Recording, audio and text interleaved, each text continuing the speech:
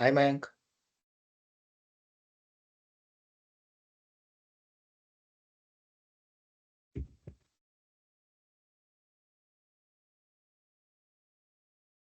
Hi Harish.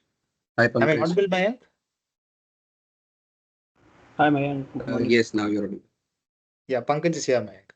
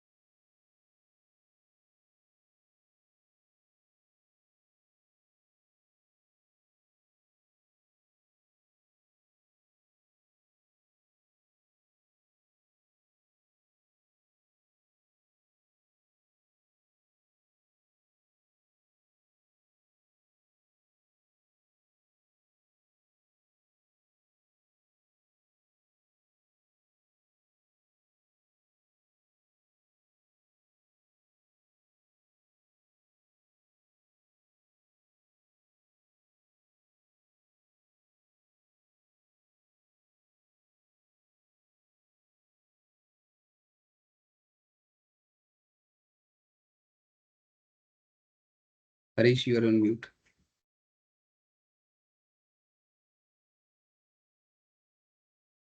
Good morning, all. Yes. Yeah, I'm audible, Mayank? Yes, Harish. Okay. Good morning, all. Welcome to the Whizlabs webinar. And let's wait 5 more minutes for the other attendees also to join this. Thank you.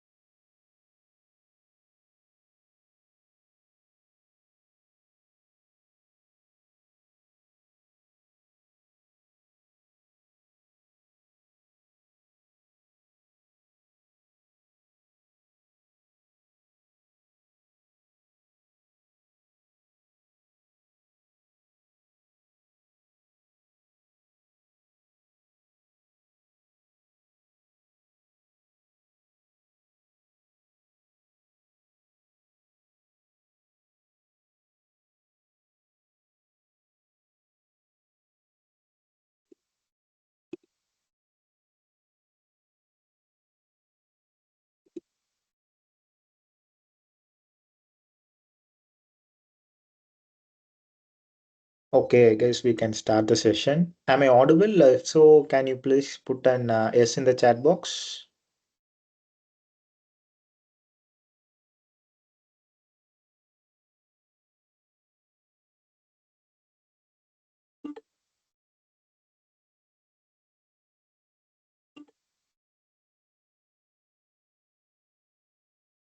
Yeah, okay. Thank you. Thank you all.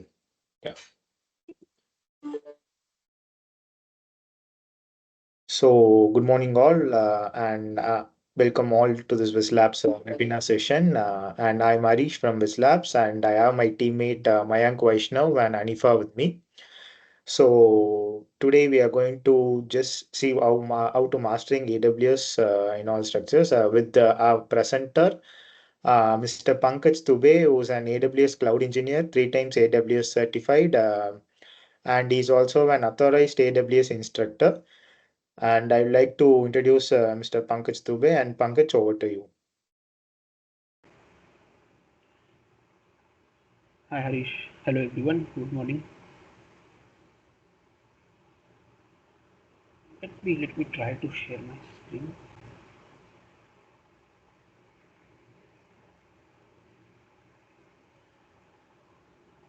Let me know once my screen is visible. I hope you are able to see the whiteboard, able to see the console and the PPTs. Yes, Pankaj. Okay.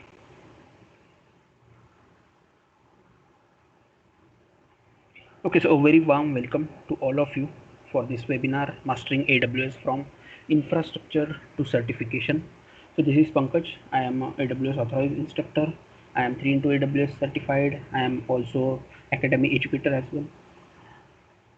I got recognized as a AWS community builder for the category network and content delivery. So this is about me. Now let's jump into the agenda for today's session. So we are going to see what is meant by cloud computing, what is meant by global infrastructure, what is meant by the identity and access management, followed by EC2, S3, the storage service, RDS, the database service, and we will see what all AWS certifications are available, followed by question and answers. So in case if you have any doubts, you can just ping me in the chat. I will monitor the chat and I will answer accordingly. So let's start what is meant by cloud computing, and we will discuss the capital expenditure and the operational expenditure. So let's say you want to host an application. You want to host an e-commerce application or a banking application, financial application, anything. And any application you want to host, you need three things. Three things: the compute, network, storage, security. Okay. As a part of compute, your application will be running on servers. As a part of network, you need routers, switches. As a part of storage, let's say it is a unstructured storage or a structured type of storage, you need SSDs, HDDs to store the data. And now, to host an application, you need servers, routers, switches, cabling, gateway, firewalls, all these things. You also need space to keep the servers, and also you need the cooling of servers. So that is what you mean by a capital expenditure, capex.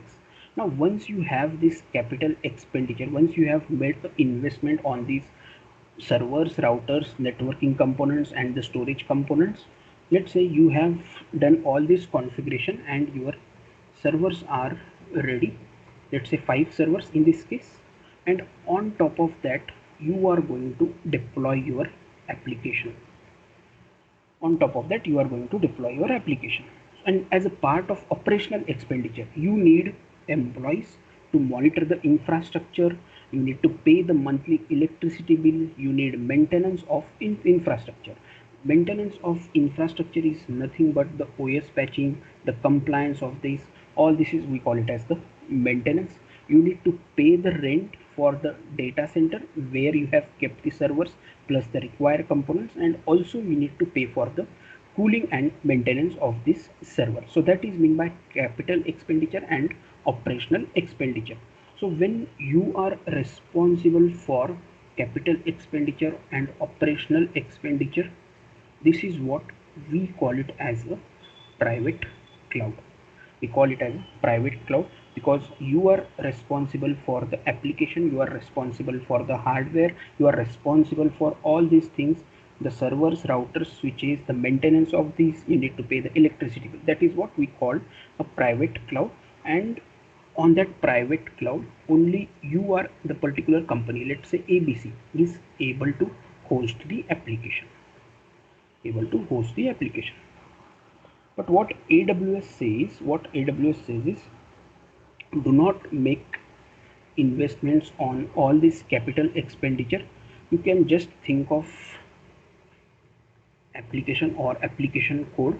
We have the infrastructure ready across the globe.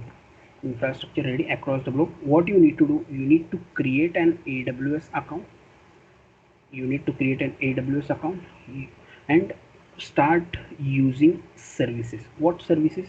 You can start using compute services, networking services, storage services, and database services, security services. So that's the reason AWS is called as a public cloud. AWS is called as a public cloud because on a public cloud I can host an application, you can host application, Whizlabs can host an application, ABC company is there, Harish is here, Mayank is here, everyone can host an application on the AWS, and you need an AWS account to host your application. So what is meant by cloud computing? So access services on demand. Access services. What are services? Compute, network, storage, database. Provision computing resources as needed. Computing resources. You want to launch 5 servers. You need an AWS account. Go to the compute services, the service which offers where we can host the virtual servers in the cloud is the EC2 Elastic Compute Cloud. You want to host 10 servers, you can go ahead and do that. So that is the provision computing as resources as needed. Pay only for what you use. So let's say you have launched 10 servers, and after 10 days you do not need these 10 servers. You can terminate those. You can terminate, or I will call it as a delete.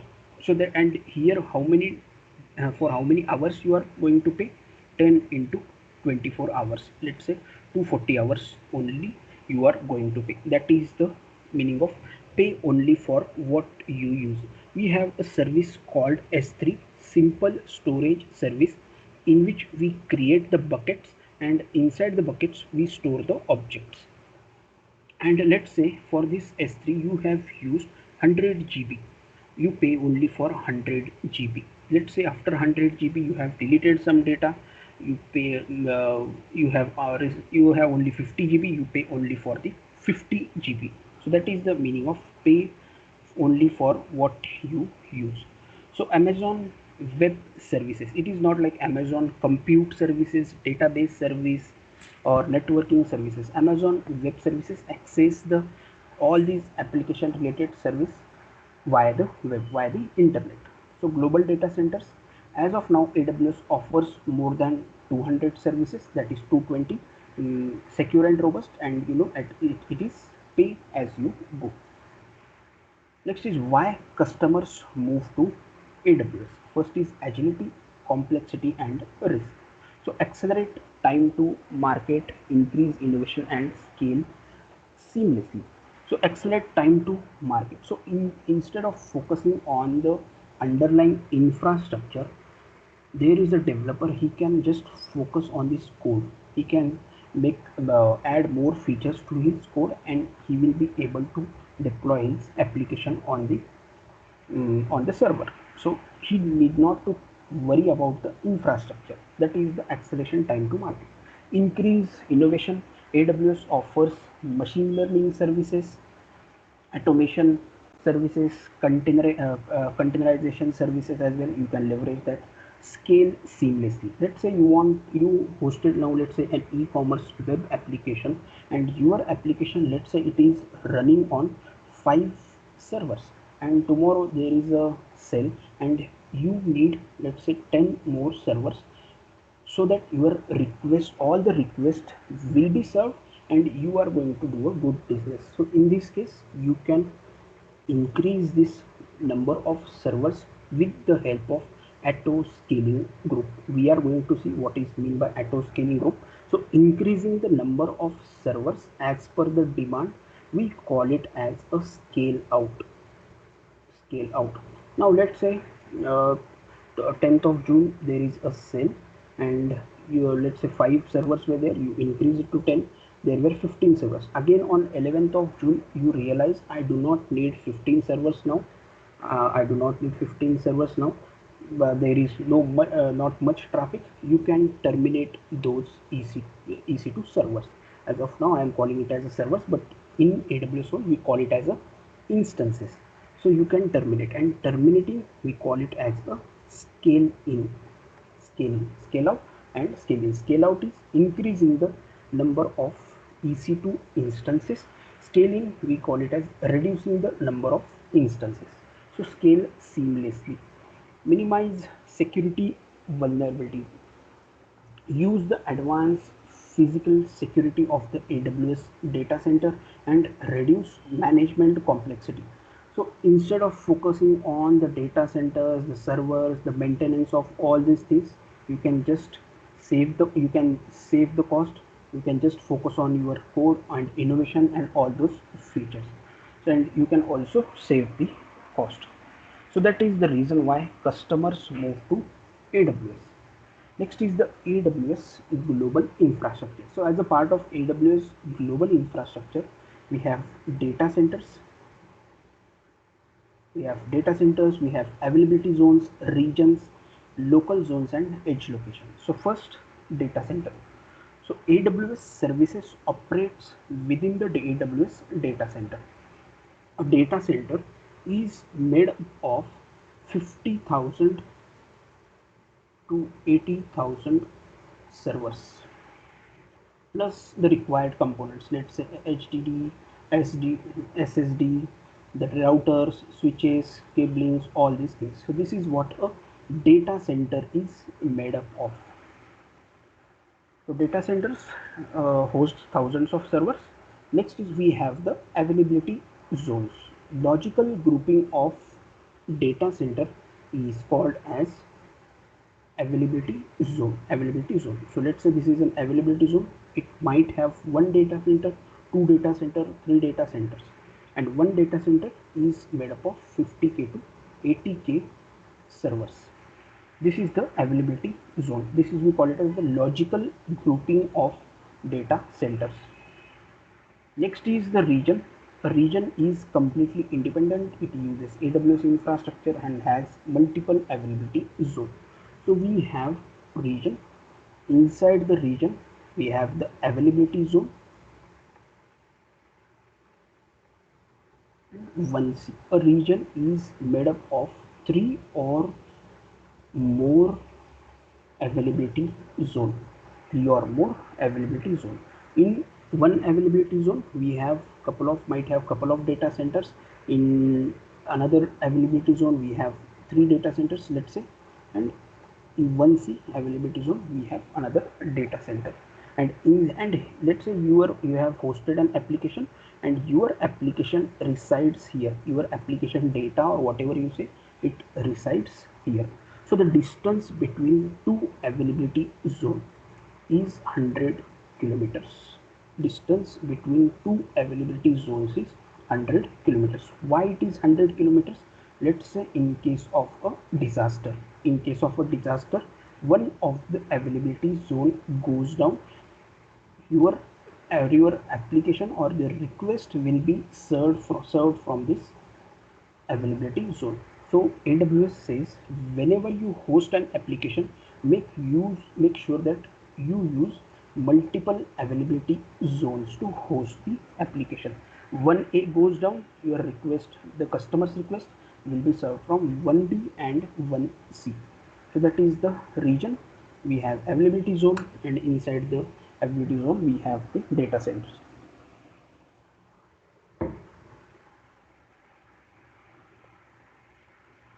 So next is the AWS Global Infrastructure. So let's see how many regions AWS has. So 33 launched regions, 105 availability zones, and 600 plus CloudFront POPs, points of presence. We will discuss that. Now, if you see in India, we have region in Mumbai, which was operational in 2016. Another region is Hyderabad, which was operational from 2022. If you see here, it is a red mark. It is coming soon. Auckland, that is New Zealand. The region is will be started soon. If I click on this Kingdom of Saudi Arabia, again there is a new region coming where the customers can host the application. Now if I see here Northern California or Oregon, Canada West, these are the regions where you can host the application. So how many regions? 33 launch regions, each with multiple availability zones. Now if I just go to the AWS console, this is the AWS console, and how can I see the region? If you see here, I am here in the North Virginia region. If I want to redirect to Mumbai, or if I want to redirect to Hyderabad, I can just click on Mumbai region. I will be in the Mumbai region. I can see there are 10 regions that are not enabled for this account. I can enable those as well. So these are the regions. Let me again redirect to North Virginia. Okay, now if I click on zones, if you see here, North Virginia is the region which has 6 availability zones: 1A, 1B, 1C, 1D, and 1F. So North Virginia, how do we identify? US-East-1 is the region name, inside which 1A, 1B, 1C is the availability zone, and inside the availability zone we have the data centers.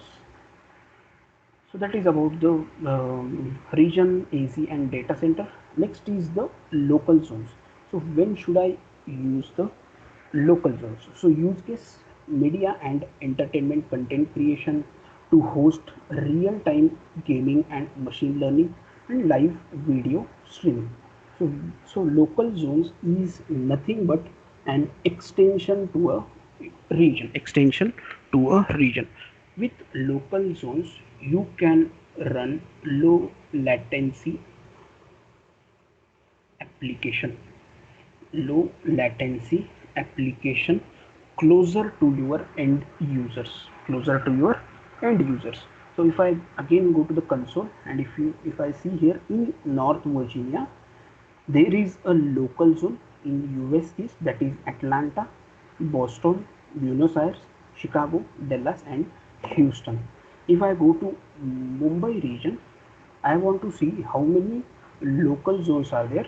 So there is a local zone in Kolkata. We have a local zone in Delhi. If I try to check a local zone for Hyderabad region, which is in India, there is no local zone available. So use case of local zone: to run real-time gaming and machine learning interface, live video streaming, or there is a gaming application where the leaderboard gets updated within milliseconds. In this case, we use the local zones, which is an extension to AWS region. And when should I use a local zone? Run low latency application closer to your end users. So that is the local zones. Next we have the edge locations. So what is edge location? It is a mini data center to cache the content. So as I said, a data center is made up of thousands of servers. Likewise, we have edge location, which is mini data center, and it is in third party. We can call it in the third party location. And when they create this edge location, 10% of the thing is compute and 90% is focus on storage. Why 90% focus is on storage? This is just to cache the content. What content can be cached? So let's try to see the use case. So let's say Amazon S3, here is a bucket, and let's say here let's say a web series or file resides here. Here is a customer, here is a customer. It tries to access the content. The request goes through multiple hops and the request will be served. Okay, but for better performance, what do is we use the edge locations. So when we use edge locations, whatever the content which resides here will be cached in the edge location. Once the content is cached in the edge locations, let's say this is the content is cached in the edge location. First customer request was served from the origin, we call it as the origin. Now the second customer, third customer, their request will not go to the origin. Instead their request will be served from the edge location for the better performance. So that is the edge location. Now if I want to show you what is the difference between edge location and local zones. So local zones are about getting AWS services closer to your end user. So whatever application you host in the availability zone or in the data center, you can host few services, let's say on the local zone, but on edge location you cannot host your application. On the edge location you can only cache the content, and there is a service called CloudFront. There is a service called CloudFront in which we create distribution, in which we create a distribution. So let me show you that. Go to the CloudFront. Cloud, it is a global content delivery network.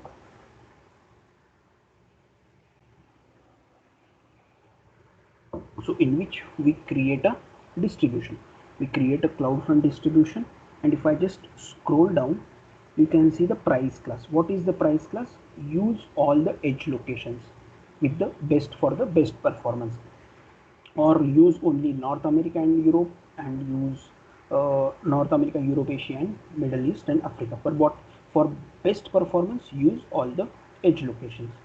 So here while creating a distribution, it is going to ask me an origin. So origin is like, let's say if I select an origin as this one, Whizlabs source bucket. So whatever the content resides in this S3 bucket will be cached in the edge location, will be cached in the edge location. So that is the importance of the edge location. So foundation services, we have compute, networking, storage and security, infrastructure, region, availability zone and edge locations. And on top of that we have the database service, relational NoSQL caching, and also we have container service, we have DevOps tools and all these things. These are the AWS services. Now how to access these AWS services? With the help of management console. What is management console? This is the management console. With the help of CLI, command line interface. So use AWS services or access AWS services with the help of command line, and we can also access AWS services with the help of AWS SDKs. So what is SDK? Is like using AWS services through an API designed for your programming language. So let's say Python is the programming language. The AWS SDK for Python is the Boto 3. So behind the scenes you access the AWS services via a console, via a CLI or an SDK. Everything is an API call. Everything is an API call. So next is the shared responsibility model. So what AWS is responsible in the cloud and what customer is responsible in the cloud. So AWS responsible for security of the cloud. When we say security of the cloud, so AWS is responsible for physical security of data centers, all the hardware related to the for hosting the data center, AWS is responsible for. What, let's say I am hosting an application, I am a customer for AWS. What I am responsible for security in the cloud. So let's say I'm responsible to create a user in IAM. I'm responsible for my data, operating systems, firewall configuration, encryption and decryption of data. All these things I am responsible for. So that is the shared responsibility model diagram. Now let's try to understand the identity and access management. So IAM, it is an identity and access management service. Who can access what? So let's say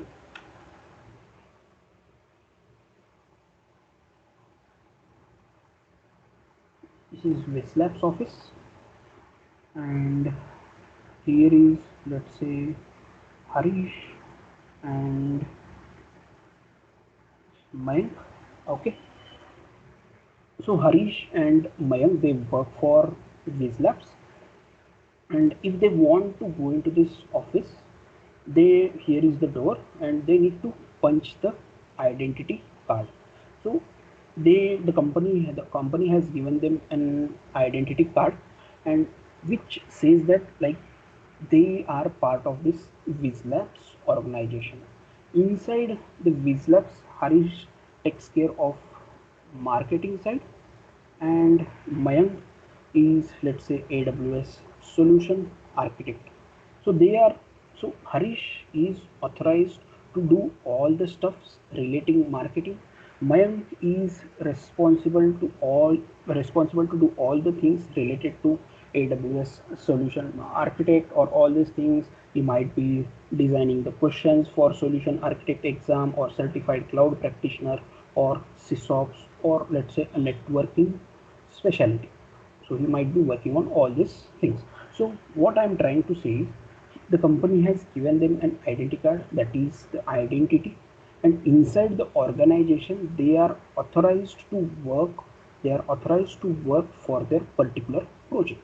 So let's say project 1 and project 2. So that is, they have access to do all these stuff related to marketing, related to the AWS stuff. Okay, so who can access what? So what are the features of identity and access management? It is global. Each and every service has a regional and global scope. IAM is a global service. IAM is a global service integrated with other AWS services, shared access to your account. It supports multi-factor authentication. First factor is your password, another factor is your OTP, identity federation, and it is free to use. So identity and access management, in which we create users groups, we are going to discuss that. Those are free to use. So what is meant by a root user? It has full access to all the AWS services and should not be used for day-to-day interactions with AWS. This is what AWS says. You should not use root user because it has the highest privileges. So when I sign in with the help of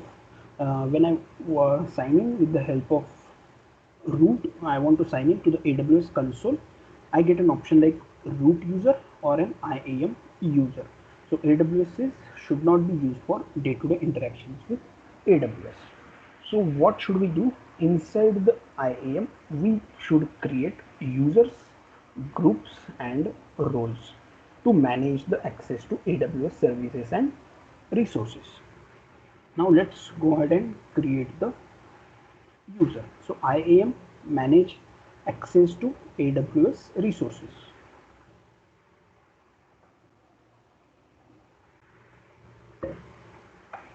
Okay, this is how a dashboard of IAM looks like. If I click on users, here I do have 3 users and I want to create a new user. Create a user, let's say Whizlabs I want to provide user access to the management console. Okay. I want to create an IAM user, auto generate password or custom password. Let's go ahead with the auto generated password. I do not want to show the password, and user must create a new password at next sign in. That is also possible. And click on next. Click on next and create a user. So here if you see, I have successfully created a user. Now let's try to sign in with the help of this user. Okay, I'm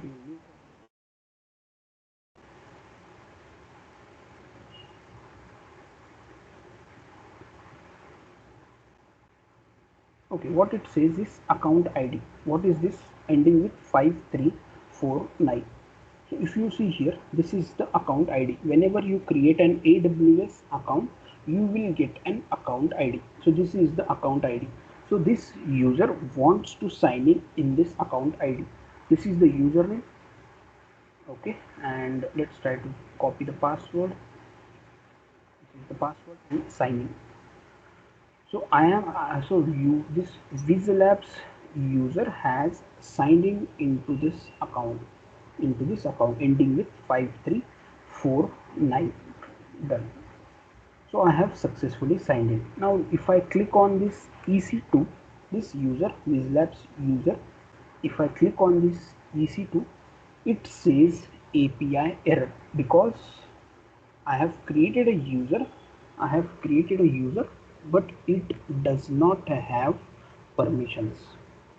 It does not have any permission. Now I want to grant the permissions. So I want to grant the permission. How to grant the permission? Here, if you see, I have signed in as a root user. Okay, returns to the user list. Return to the user list. Whizlabs is the user, and I want to add the permissions. What permissions? So let's say attach policies. Policies are nothing but the permissions in the JSON format. Okay, attach policies directly and attach policies directly. Let's say I want to grant him EC2 Elastic Compute Cloud, where this user Whizlabs user is going to launch few servers, few instances. EC2 full access. Click on next and add the permissions. So it says one policy added for this Whizlabs user. Okay, Amazon EC2 full access. Again I am redirecting to this user, and let me try to refresh. And if you see here in the North Virginia, this user will be able to see all the instances which are running still because it has the necessary permissions. So likewise we can grant permissions. Let's say I want to grant one more. Let's say S3, this time S3 simple storage service. Click on this, select this, click on next and add the permissions. So likewise you can add the permissions. So type AWS managed. These are the AWS managed policies. If I want to create my own, I can create my own. That is the customer managed policies. That is also possible. So that was about the user. Next is what is a principal. So principal can make a request for an action or operations. Who can be a person? Who can be a principal? IAM user can be a principal. IAM role, AWS service, or the identity provider or the federated user can be a principal. So in here we saw an example. User was the principal.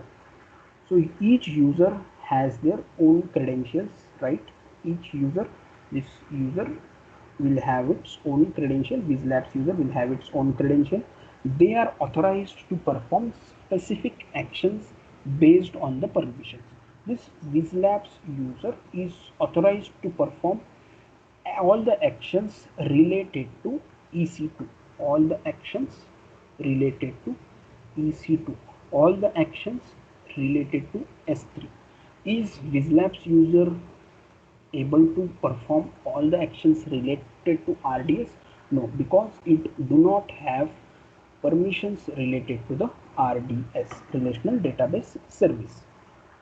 So that is the user. So programmatic access. So user tried to access the AWS services with the help of console management console. Now I want to access AWS services with the help of command line. So in this case I need access key ID and secret access key. So how to generate the access key and secret key is, let's say a Whizlabs user security credentials, and here if you see you have an access keys. I will create an access key. Okay, what is the use case? Command line interface. Okay, I understand. And next, let's say text purpose, and create an access key. So this is the access key. This is nothing but my username, and secret access key is my password. This is my password. Done. If you want, I can download the CSV file in which again the access key and secret access key will reside. Okay, likewise I can create the access key. I need to download the AWS CLI. AWS CLI for Windows, need to install and then configure the access key and secret key. And once I am done with this, I am ready to run the commands related to AWS services. Okay, so secret access key, I have the secret access key.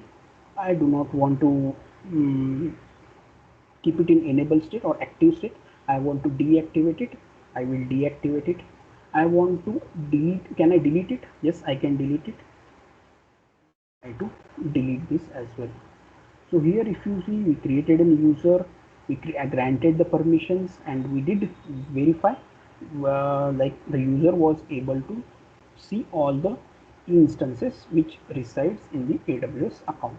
If I want to remove the permissions, I can remove the permissions.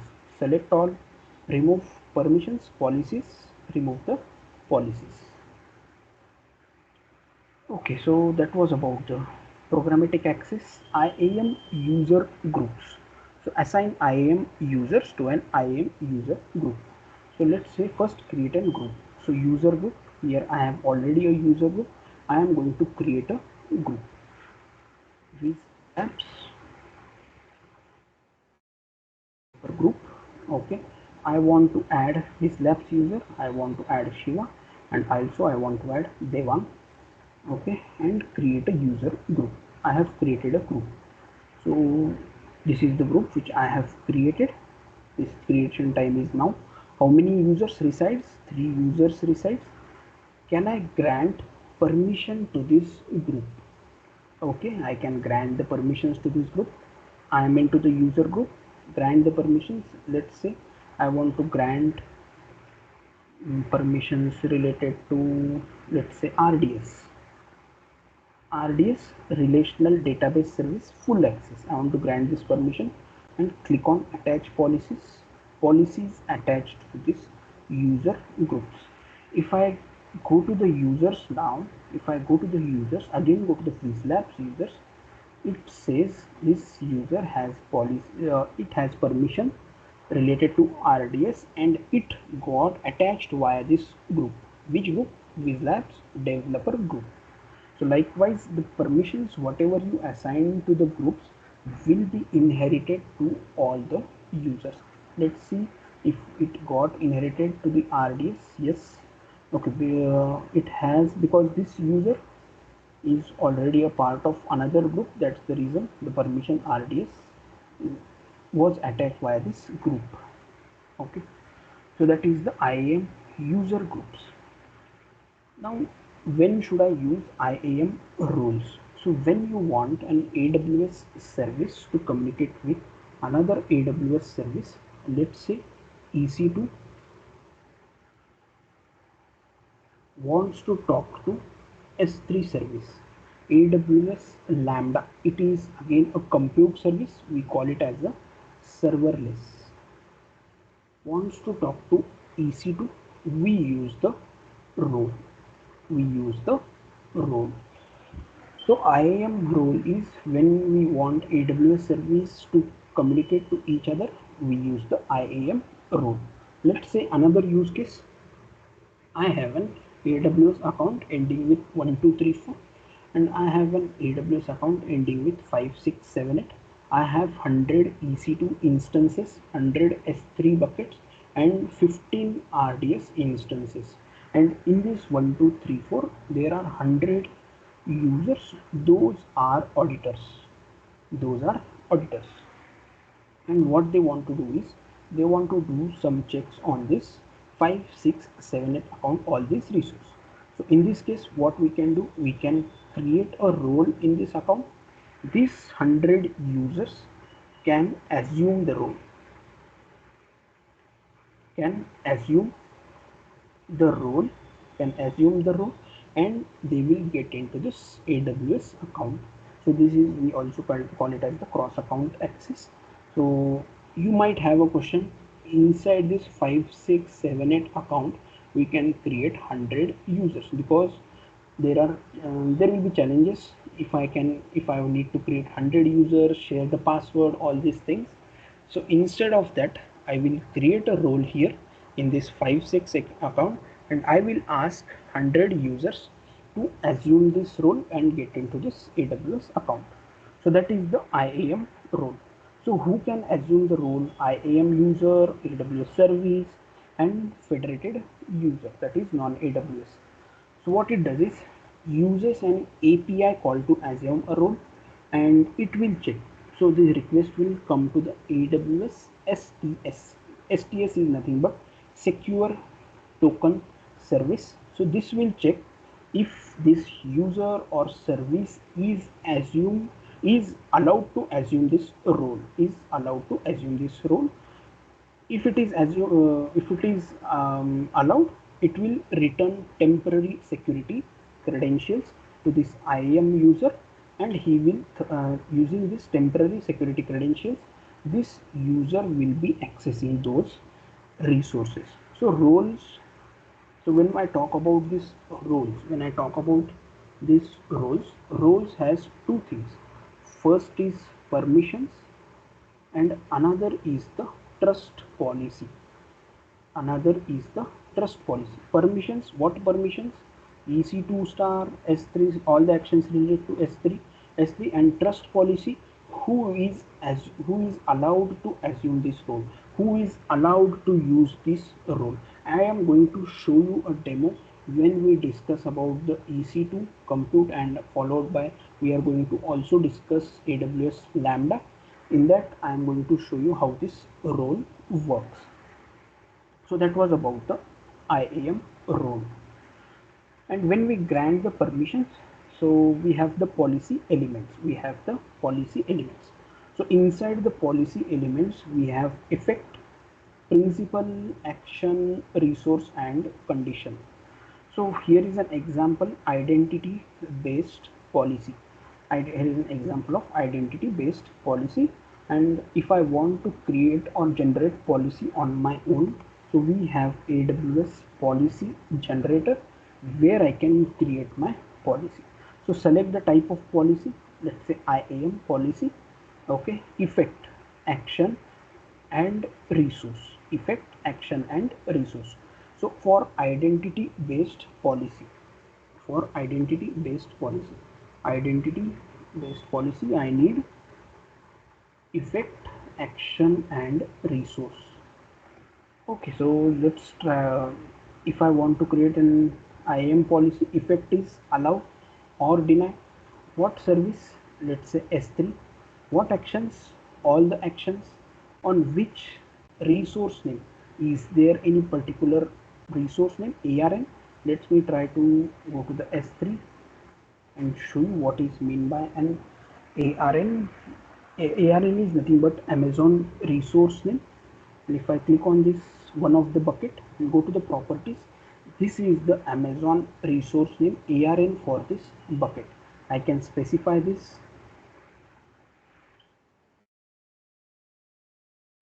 can add the statement and generate the policy. So likewise, I can generate the policy, and I can attach it to a principal. Who are my principals? User is principal, group is principal, or a role is principal, or a federated user is principal. Okay, so identity based policies, I need these three things: effect, action, and resource. Effect is allow or deny action, what actions on that particular service and on what resource. That is the identity based policy.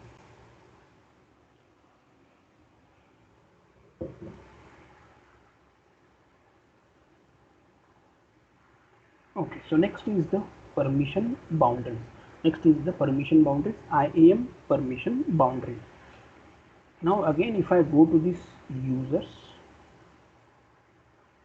if I go to this user, here I have a PV check user. If you see, what is the permission for this user is administrator access. If I just click on expand, it says action star resource star. After the root user, administrator is the one which has the highest privileges. So administrator access. What I am going to do is I am going to sign in with the help of this PV check. What permission it has? Administrator access. Go to the security credentials, console link and manage console. I need a password for this. Reset the password and reset the password. Okay, so let's try to sign in with the help of this user.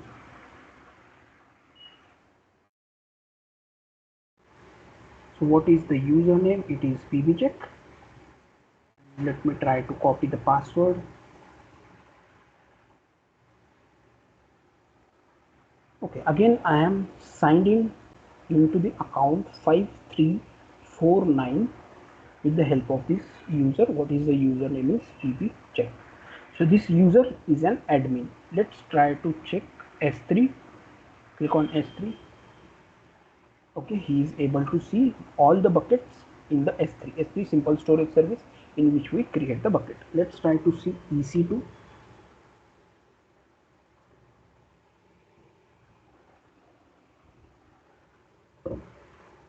Okay, he is able to see all the things related to EC2. Let's say all the instances. Okay, let's try to see RDS relational database service.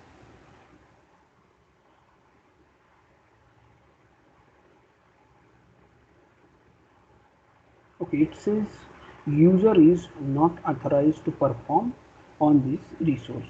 Even if he is an admin, he is not able to perform. Let's try to see for ECS, Elastic Container Service, completely AWS product to run containerized application. To run containerized application, ECS. Let's try to see if he is able to see the clusters inside this ECS. Refreshing, let's try to see. He is not able to see, is not authorized to perform. Even if this user, which user, this user is an admin. This is because there is a permissions boundary set. There is a permission boundary set. So if you see here, permission boundaries, what is the permission boundary is user is allowed all the actions related to S3 and EC2 only. That's the reason user was getting an error when he tried to access the RDS instance, when he tried to check if there are any clusters which resides in this container service, Elastic Container Service. So that is the permission boundary which acts as a filter. Permission boundary which acts as a filter. Okay, that is the permission boundaries.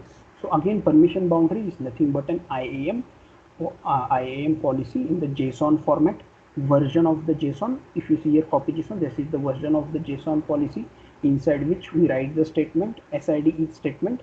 What is statement? Let's say permission boundaries. Effect, action and resource are the important when we write the policies. Effect is allow, action is this one, resources start all the actions related to S3 and EC2 on all the resources. So this user will only be able to do whatever is mentioned in this permission boundaries. So that is the importance of the permission boundary. Okay, so that was, we discussed about IAM, identity based policies, the policy elements, roles, programmatic access, users, and all these things, the feature of IAM. So one more thing, IAM is free to use. So let's say we created an user Whizlabs. We created an user and it had permissions like EC2 star and S3 star. S3 star. So this user which was created is free. In case this user launches resources, this will not be free. You will be getting charged for these resources which are created and the storage space which you will be using it. And IAM is a global service. Identity and access management, it's a global service. So that was about the AWS global infrastructure and the identity and access management. So what we'll do is we'll take a break of 5 minutes and Mayank is here. Mayank, are you there? Yes, Pankaj. Okay, so Mayank will give you a tour of this Whizlabs. So Mayank, over to you. I'm already stopped sharing my screen. Okay, thank you, Pankaj. So, hello everyone. Hope you all are enjoying the session on basics of AWS. So, my name is Mayank. I am working as a senior cloud analyst in Whizlabs. Hope I am audible. Yes, Mayank, you're audible. Yeah. Okay, thank you, Harish. So, many of you might be using Whizlabs, and many of you are new to this. So, what Whizlabs are providing? We are dealing with four products. One is practice test, video course, then hands-on labs, and sandboxes. So these practice tests are related to the certification exam. We are providing a similar kind of questions which will help you to pass any of the certifications. Now, many of you might be asking whether we are providing the exact questions or not. So that is no. We are covering each and every concept, okay, but not providing exactly the same question from the exam. So this is just for increasing your confidence and preparing for the certification. So our first product is practice test. For each and every certification, we are providing this. Suppose currently I have opened AWS Certified Solutions Architect Associate. So for this, we have this many questions, okay, this many lectures, labs, and sandboxes. The next product which we are dealing is video course. So by this video course, you can learn each and every concept by certified SMEs, subject matter experts. And with this concept, you can prepare yourself for any of the certification. We have this many products. Many of them are from cloud. You can say AWS, Azure, GCP, then Salesforce, Snowflake, VMware. Then we have multiple categories like big data, Java certifications, DevOps certifications, this SAFe, Salt, Ansible. So all these courses, HashiCorp, Terraform, Associate. For all these courses, we have practice test, video course, labs, and sandboxes. Now, let me show you the difference between hands-on lab and cloud sandbox. So they both are the similar things with only one difference. Let me log in.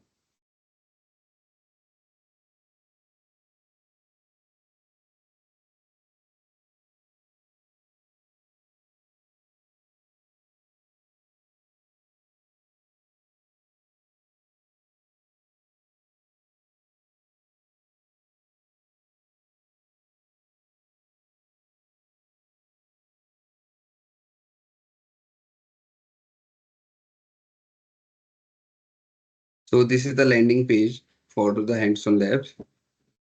And here are the filters. We can see AWS, Azure, GCP, Microsoft, Power BI, Kubernetes, Jupyter, and Docker. For these certifications, we have multiple hands-on labs. So if we see in total, we have 1000 plus labs. Okay. Now let me select AWS. We can filter out more, like we can check the levels, types, then certification also. If I select solutions architect, then we have two certifications in AWS, associate one and the professional one.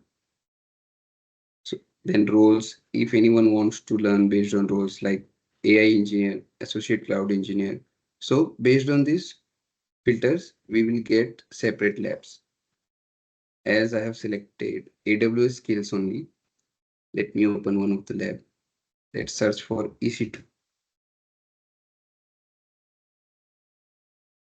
So only for EC2, we have 52 results, means 52 labs are there.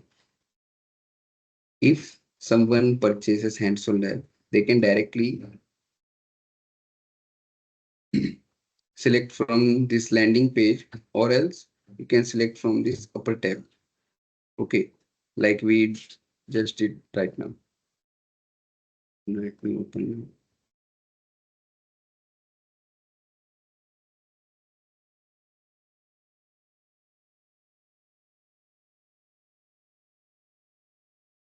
So whatever Pankaj is showing you in the console, similar thing we are providing as the instructions.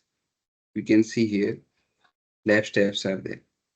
First one is lab overview. So here it will explain what things we will learn, what things we will be covering, and all those stuff. Lab step will guide you each and every minute step, so that even a beginner candidate can use this and practice for the exam.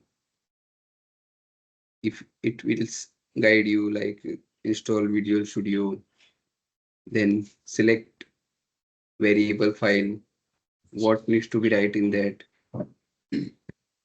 then what needs to be configured in Lambda function. So all those things we are providing as an instruction. Plus, we are mentioning these screenshots with these instructions like what to select, when to select, and what to go next. So these things we are providing. So it is instructions based. Hands-on lab is an instruction based practice session. One more thing here, for practicing this, you don't have to purchase anything or go to AWS console or mention your credit card details to practice on AWS console.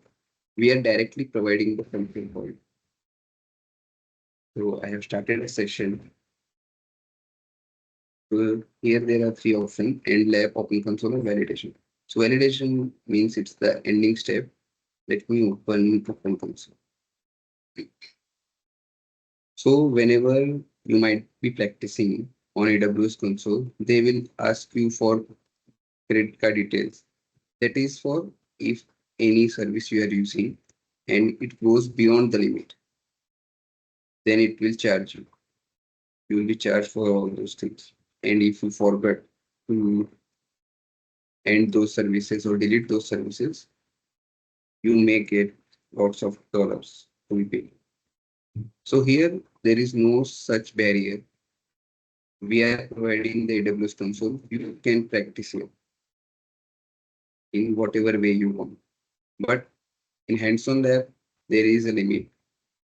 Like if hands-on lab is related to Lambda in EC2, you can't practice anything for S3 here.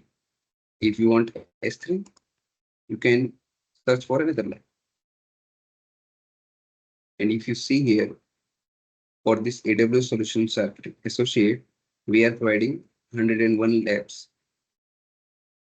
And this page is the overall lab page where you will see each and every lab for all other certifications. Okay. So if you want to practice, you can practice like this. You don't have to pay anything. You don't have to like worry about the resources, whatever you are creating. Whatever you are creating, it will be destroyed automatically once you sign out from here. This is a one way.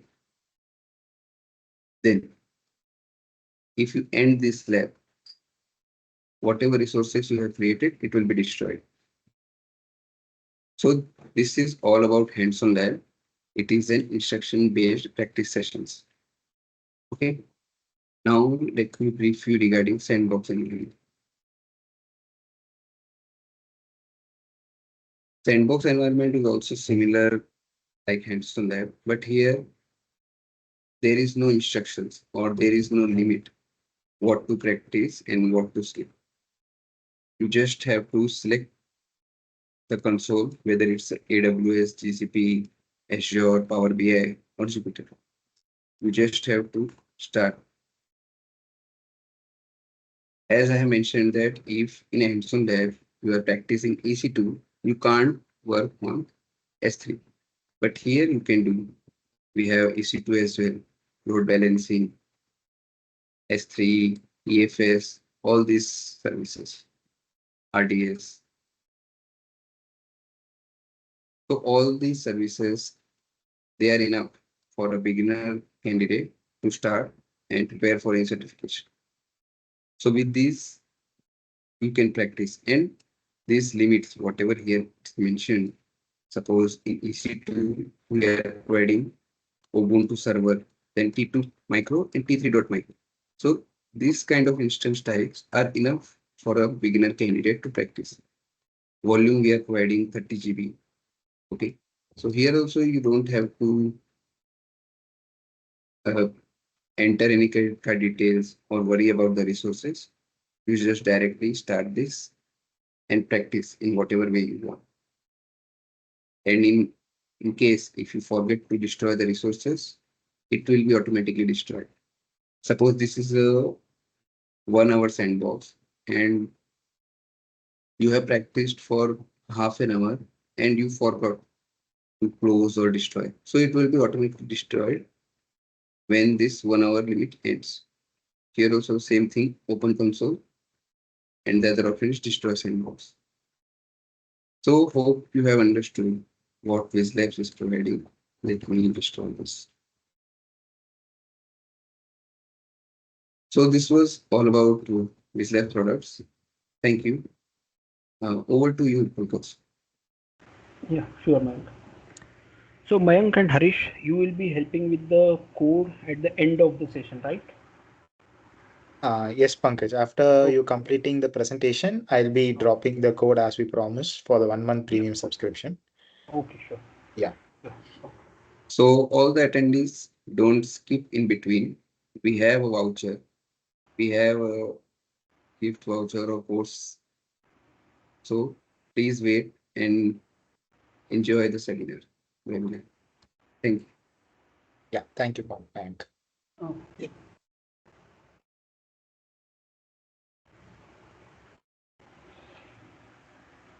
I hope you are able to see the slides, the dashboard and the console. Okay. Also, I want to know I am loud and clear, right? Yes, Pankaj. So we talked about AWS Global Infrastructure, we talked about IAM, and now let's talk about the EC2 Elastic Compute Cloud. As I said, compute, it is nothing but launching servers, and in AWS world, launching servers, we call it as the instances. So EC2 Elastic Compute Cloud, physical servers host EC2 instances in AWS region. It gives you secure and resizable compute capacity, and you can add or remove compute capacity to meet changes in demand. And this is what we call it as the scale out is nothing but increasing the number of EC2 instances.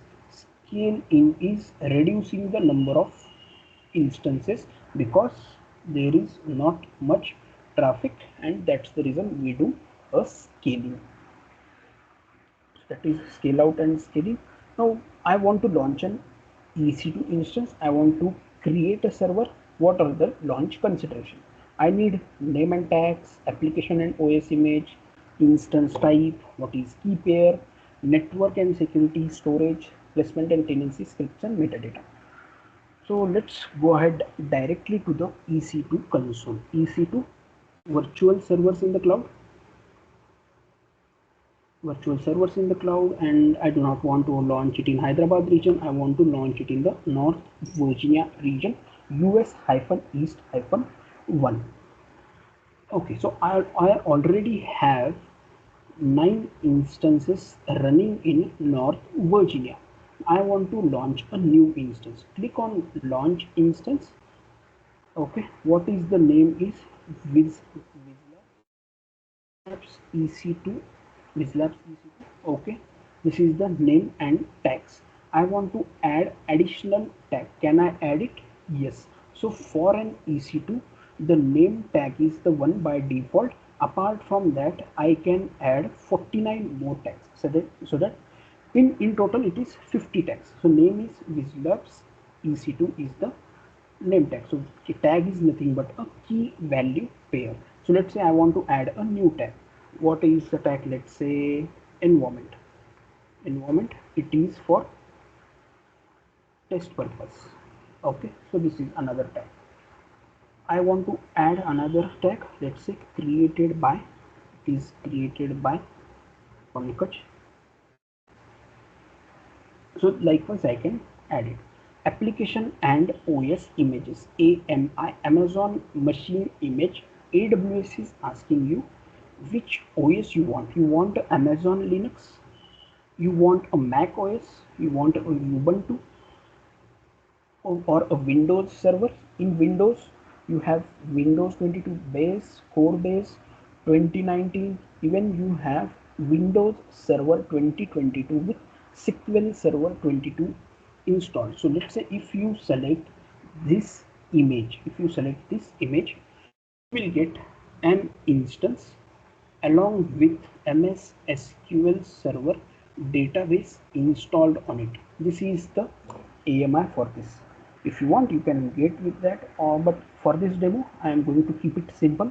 As a part of free tier, I will go ahead with Microsoft Windows Server 2022 and instance type.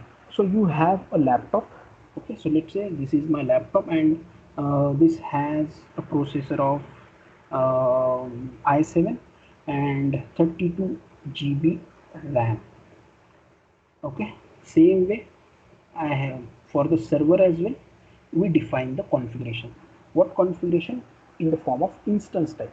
Instance type is nothing but a blend of CPU and memory. Instance type here, if you say t2.micro free tier eligible, if I compare or select on this instance type, it says if you select this instance type, you get 1 vCPU and 1 GB of memory. I want more. I want 4 vCPUs and 16 GB of memory. I will go to T2.x large. X large is the size. T2 is the instance family. And if I select, if I want more, let's say 16 or 32 or even more than that, I will go to the C3.8x large. Likewise, I can select the number of vCPU and memory. So here I am selecting T2.x large, which has 4 vCPUs and 16 GB of memory for my server. Okay, next is the key pair. What is key pair?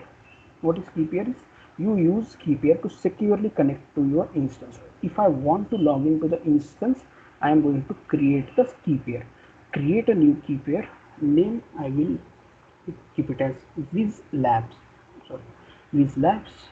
and .pem key, and create a key pair. So it got downloaded. Whizlabs.pem. Network settings. I will talk about network. VPC, virtual private cloud, that is the default VPC. Subnet, I will select it as one subnet, and I need a public IP because I am going to connect to this instance. Next is the security group. What is the security group? It acts as a firewall. So you have launched an EC2 instance. Who should be able to RDP to this instance? Who should do the SSH to the instance? So this you define in the security group. So create a security group. I am going to name it as Whizlabs security group, and here I will define RDP from my IP. I do not want from all anywhere from the entire world. I will keep it as my IP. That's it. Configuring storage. This is the root volume. So here I have selected AMI as a Windows. That's the reason it is going to help me with the 30 GB of size. That is the volume. And if I select Linux, it will give me a 8 GB. That is the minimum. I cannot go beyond below 30. So that is the storage. And in this storage all the files related to the OS will reside. So that is the storage. I am not going to the advanced details, and I will click on launch the instance. So successfully initiated launch of instance ending with F46C. F46C, that is the Whizlabs. Instance state is pending. After that it will be in running. It will be pending. After that it will be in the running state. And this is what we call the cycle of the EC2 instance.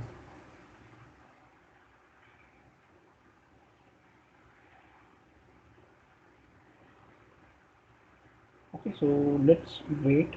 It is in the running state. Once the 2 by 2 checks are passed, I will come again here and try to log into the EC2 instance. So first is tags. What is tags? Assign a name and other tags to your AWS resources. Tags are case sensitive. Okay, if I want to filter, let's say I want to filter, this is the whizlabs.com site, and Whizlabs, let's say it is running on 100 EC2 instances. I want to track all the names, or I want to filter out all the 100 EC2 instance. I will use this tags. I will run the commands, and that's the reason it says tags are case sensitive. I can filter the resources with the help of tags. Amazon machine image.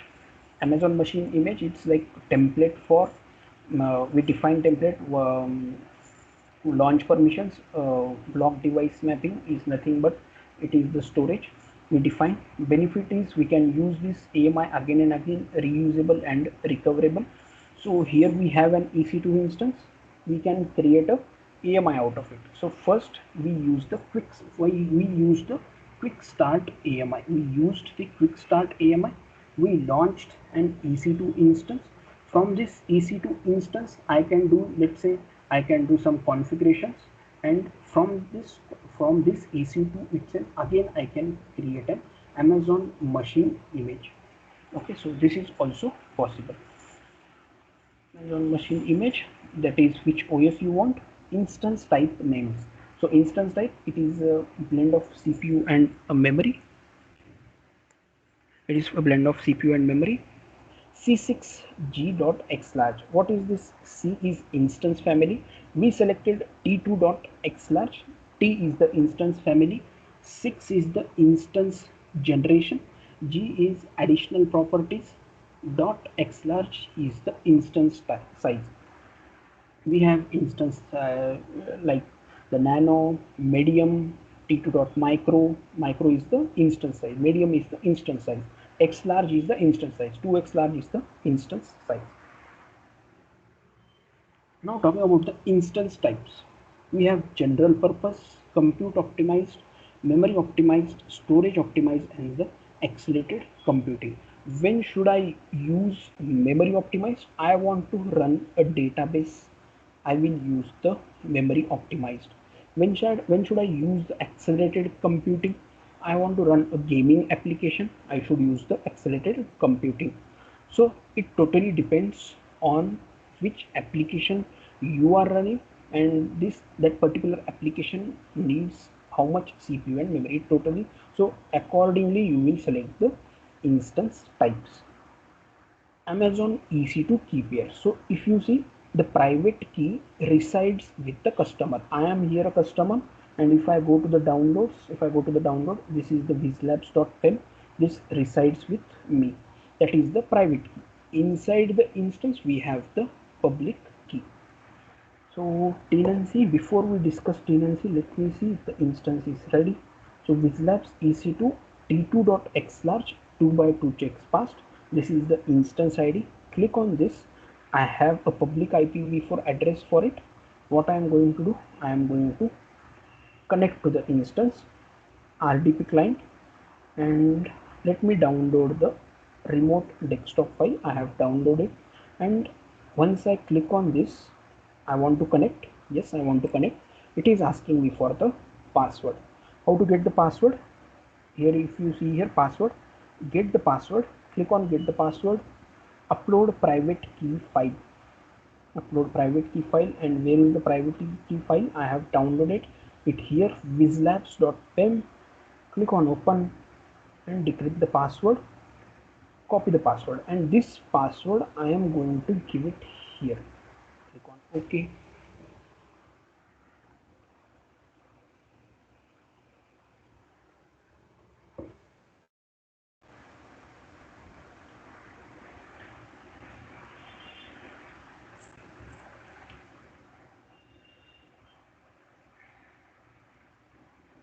Okay, so this is how you connect or log in to a Windows instance. Okay, so I have successfully signed in into the Windows instance. Great. So that was about the instance, and if I click here, a C drive should be there. This PC and C drive, what is the size? 30 GB, out of which 12.1 GB is free, and that is what we call it as the storage, we call it as the volume. Okay, so instance, this is the instance. If I want to reboot, I can reboot. I can reboot the instance.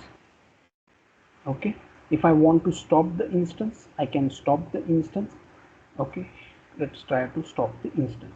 So t2.xlarge is the instance type. Okay, so t2.xlarge is the instance type.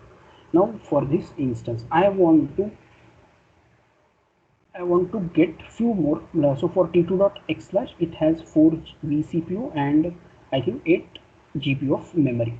I want 8 vCPU and 16 GB of memory. What I am going to do is I will again go to the I have successfully stopped that instance, and what I am going to do, I will go to the this one, go to security, not instance setting, and I am going to change the instance type. Change the instance type. I will, let's say, select c1.x large or c3 for 4x large or c3.8x large, whatever my needs. I will just select that. And I will apply it, and I will start the instance. So likewise, if I want to I want to change the instance type. If you want to allocate more resources to your instance, we call it as a up scale up of resources, scale up. And if I want to, from t2.xlarge, you want to make it to t2.micro, that is, we call it as the scale down. That is the vertical scaling. Scale up, increasing number of resources. Scale down, reducing the number of resources. Okay, so that is how we do it. And instances, if I want to start, I will start it. If I want to terminate, I can terminate. Terminate is nothing but deleting the EC2 instance of.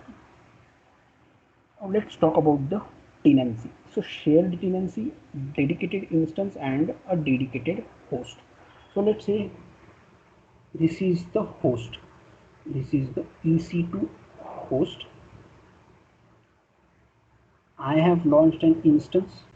Harish is here, Mayank is here, you are here, Whizlabs users are here, Whizlabs users are here.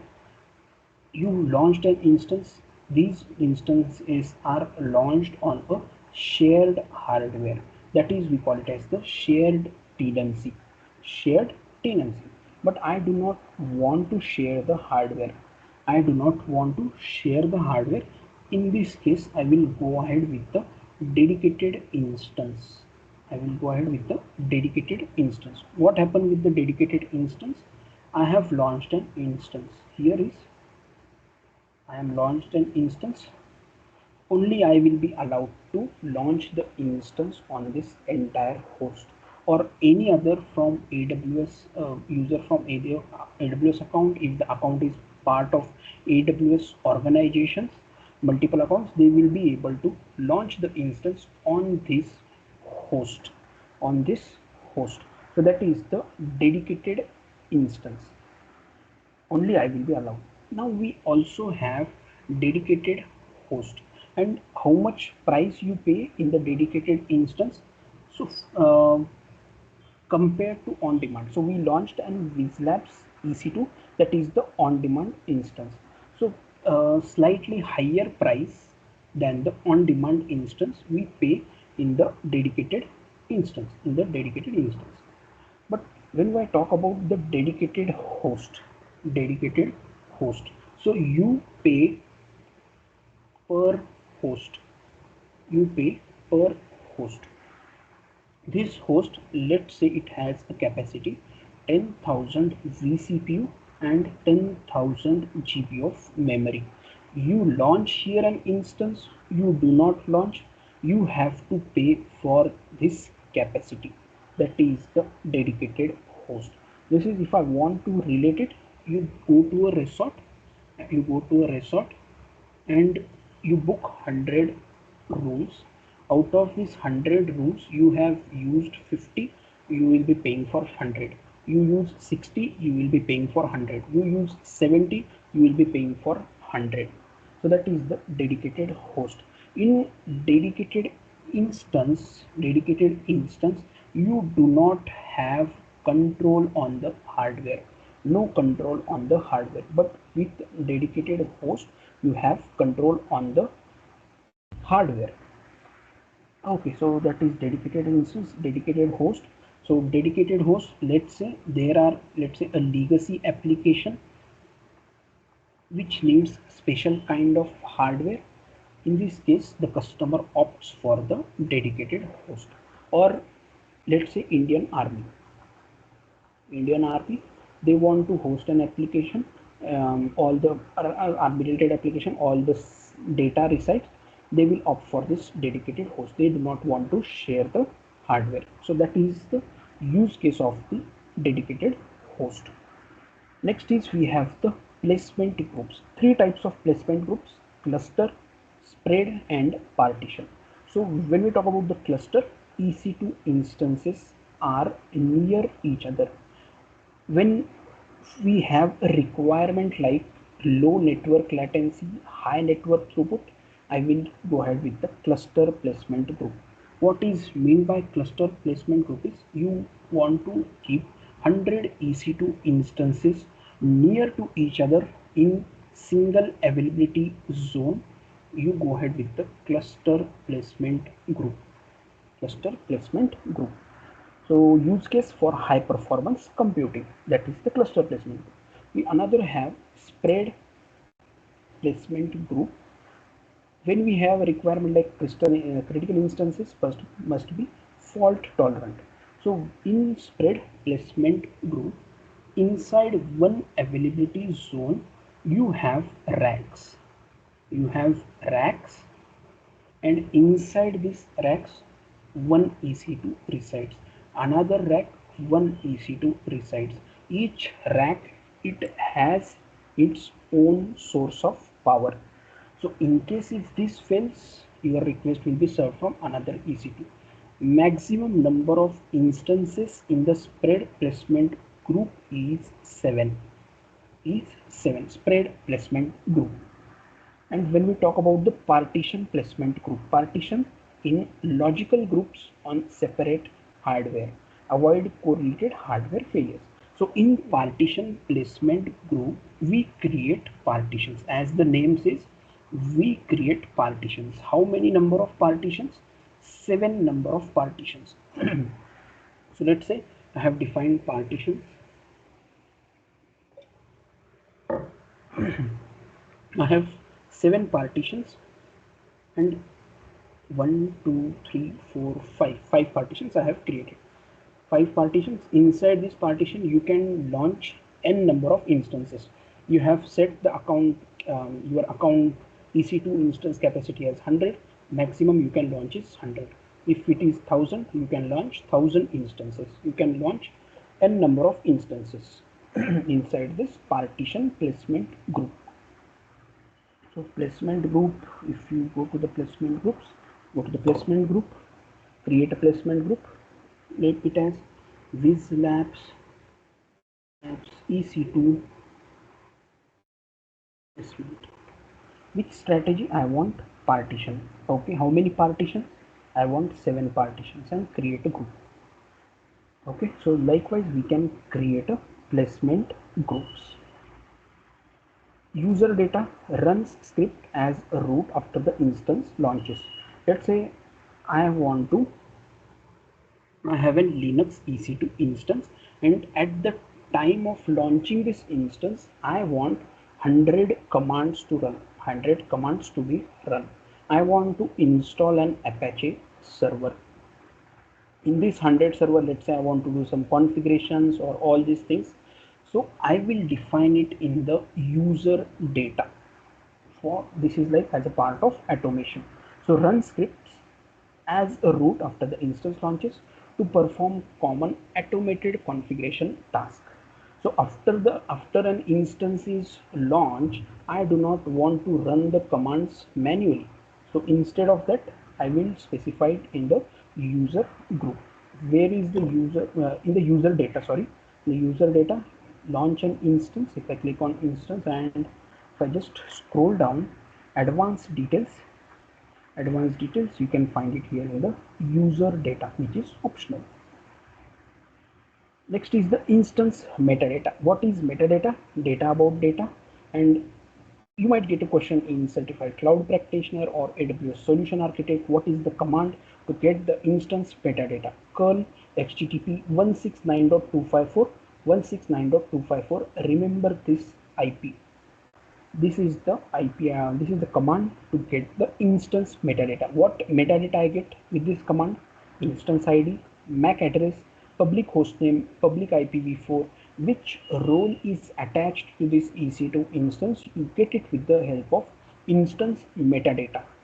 That is, again, you can use it for automation. That was about the EC2. Now let's talk about the elastic block store. So we have two things, so elastic block store and the instance store volume. So we launched an EC2 instance, we launched a Windows EC2 instance, and what was the size of the volume? It was 30 GB. Can I reduce it to 29 or 28? Not possible. Can I increase it to 32? Yes, that is possible. Can I add additional volume of, let's say, 100 GB? Yes, that is also possible. Let's say 50 GB, that is also possible. That is the elastic block store. Why it is called block?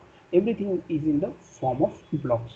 You have a 1 GB file, it will be in this blocks. You update, let's say 50% of it, few blocks will be updated. That is the block storage, elastic block storage.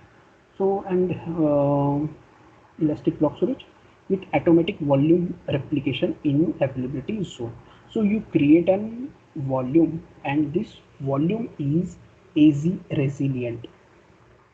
When I say AZ resilient, it resides within an AZ. Let's say your EC2 instance is in 1A, you need to create a volume in 1A and attach it to the instance.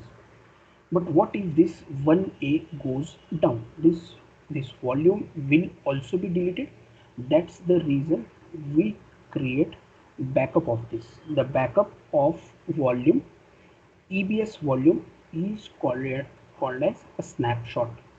Backup of the volume, we call it as the snapshots, is because this volume is AZ resilient. If AZ goes down, I should have the backup of my data. That is the reason we trigger snapshot. Snapshots are stored in AWS S3, are stored in S3 buckets, which are managed by AWS. That is about the snapshot. And EBS are the persistent. Okay, persistent storage, you can attach one or more EBS volume to a single EC2 instance. We also have instance store volume. What is instance store volume? Is local to instance, non-persistent. So you have an EC2 host, you have an EC2 host, and this is the storage along with the host. This is the storage. The storage which is attached physically to this host is the instance store volume. You launch an instance, okay, with specific instance type, because that specific instance type will come with storage. The instance will be launched, the data will be residing here. Okay, data will be residing here. If you do a stop and start of this instance, for this instance you do a stop and start, what happen with the help of, once you do a stop and start, this EC2 jumps to another host, this jumps to another host, and this is physically attached. That's the reason data loss. That's in real time we use the EBS, elastic block storage, and that's the reason instance store volume are non-persistent, and it doesn't support snapshots. So it says the same thing: EC2 instance was in running state, instance stop, all the data on the instance store is lost because the instance moved to the another host. That is the instance store volume, and that was about the EC2, EC2 and EBS. We also have a elastic file system. Elastic file system, when multiple users or when multiple applications wants to multiple users application want to access the same data, we create a file system. Let's say we have 3 EC2 instances and they need to access same data. I create a elastic file system. It is only for Linux instances, Linux OS. It might be AWS or on-premises. On-premises is a private cloud. AWS is a public cloud. I will create an EFS. I will mount this to EC2 instance. I will keep the data. All the EC2 instance will be able to access the data from this file system. That is the elastic file system. So EC2, EBS, EFS are the regional services. So if I go to this one, and if I go to the volumes,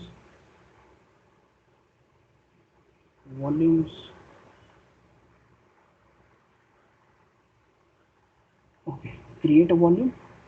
I want to create, let's say, 1 GB. It is asking me in which availability zone you want to create a volume. If it is in your instance resides in 1A, create it in 1A. Instance resides in 1D availability zone, create it in 1D availability zone. So that was about the EC2, EBS and EFS. Now let's talk about the simple storage service. So S3 simple storage service used to store unstructured data. Inside the S3 we create buckets, and inside the bucket we store the objects. What is object? It might be a text file, it might be a MP3 or MP4, it might be a PNG file, it might be a document or Excel. Whatever you store inside the bucket is an object. Size of the object is 5 terabyte or 5120 GB. Size of the bucket is infinite. You just keep on adding the data. AWS has the capacity to store your data. So as of now, AWS S3 holds 350 trillion objects. 350 trillion objects, and this is the information from the former CEO of AWS, Adam Selipsky. So I saw it on the LinkedIn. So 350 trillion objects resides in the S3. So out of 100 customers, 99 customers use the S3. So that is the simple storage service. Inside we create a bucket, and inside we upload the object. So what are the use case? Backup and restore, data lakes, media storage, static website, and archiving and compliance. So all these are the use case. Let me try to go to the S3 scalable storage in the cloud.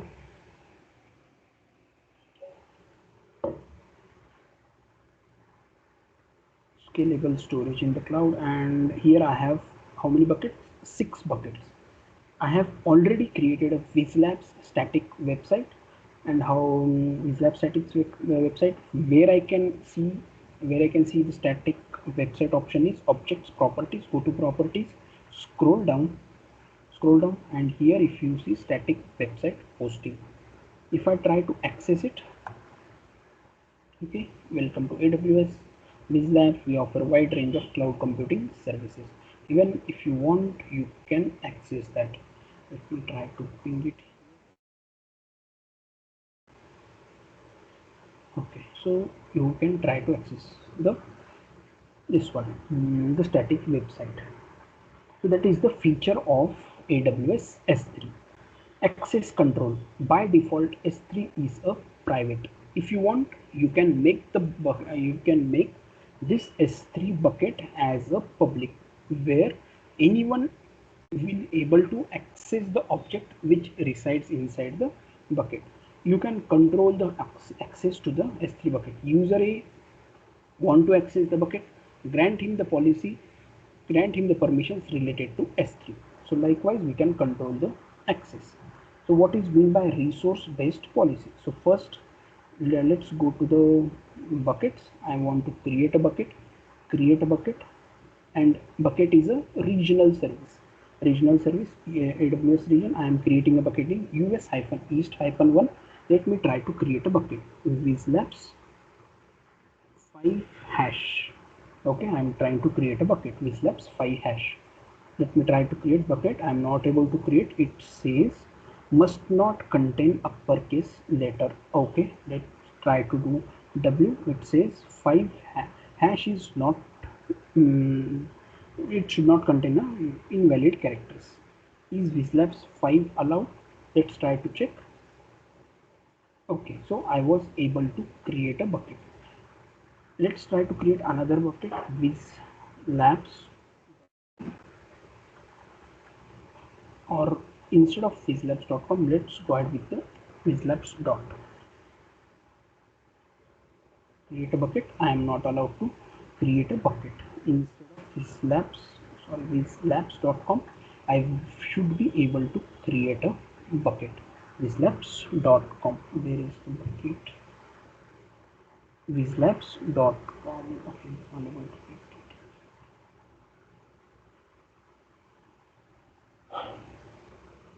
Okay, I was able to create a.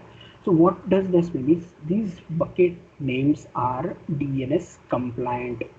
I want to find an website with Amazon hash or percentage.com.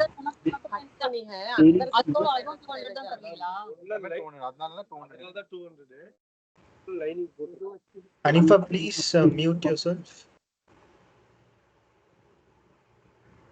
Sorry for the interruption. No problem. So Amazon's percentage.com, no website likewise.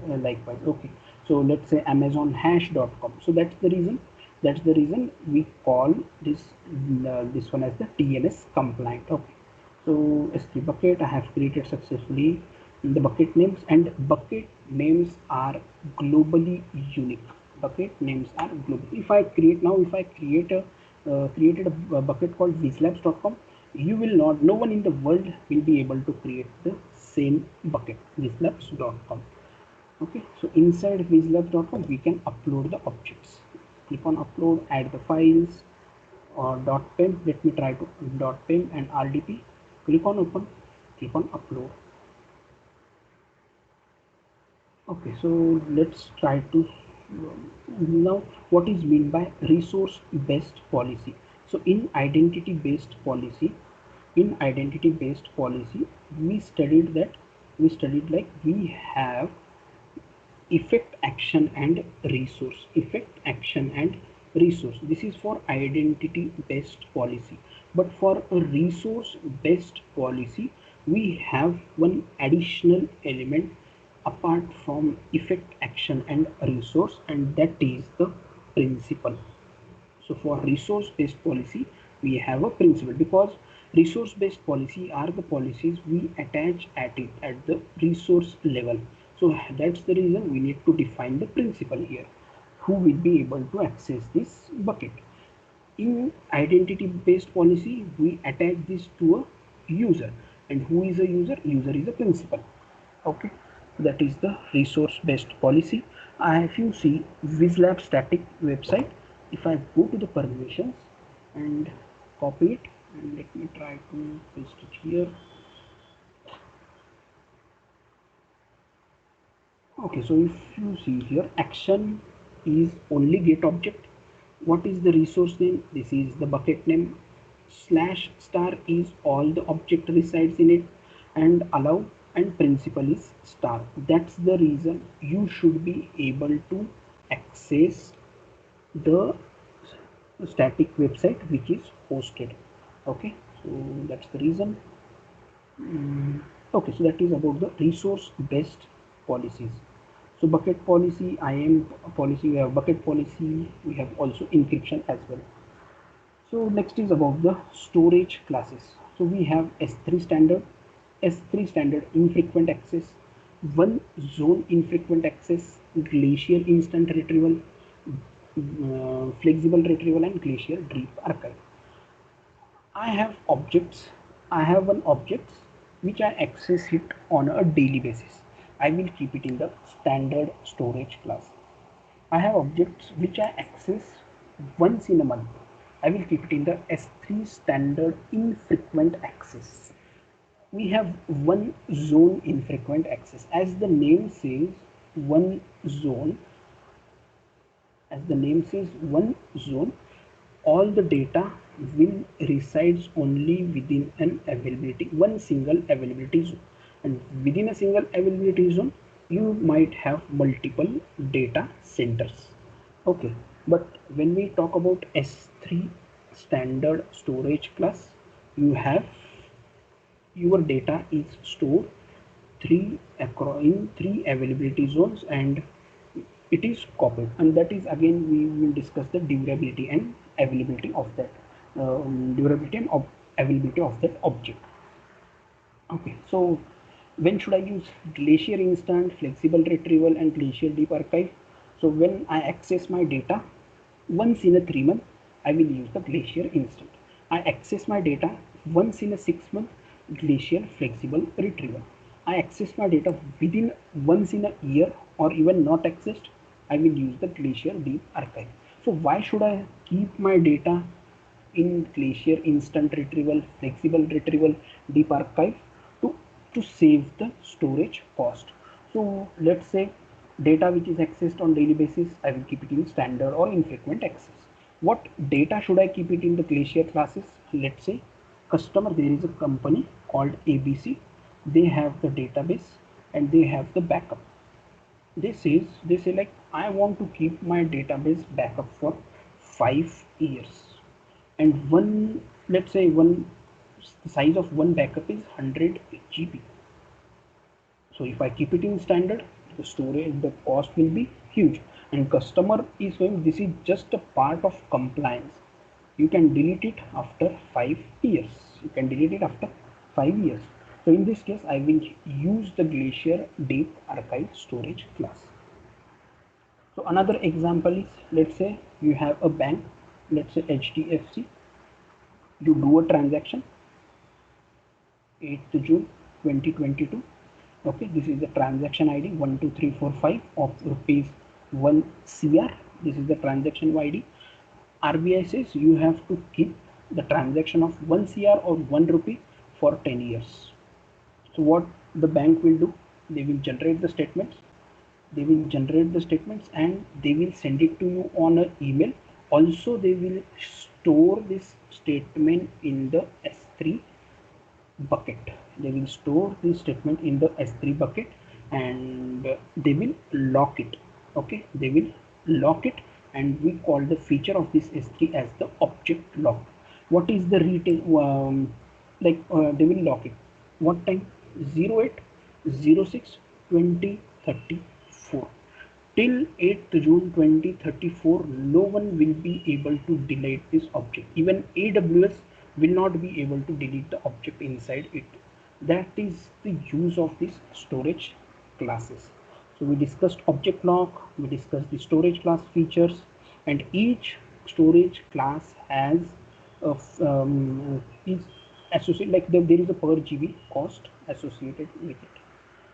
Next is the S3 intelligent tiering. When you have data, or when you have data which is like when the access pattern changes very frequently and you do not have any idea, in this case you use the intelligent tiering. What is intelligent tiering?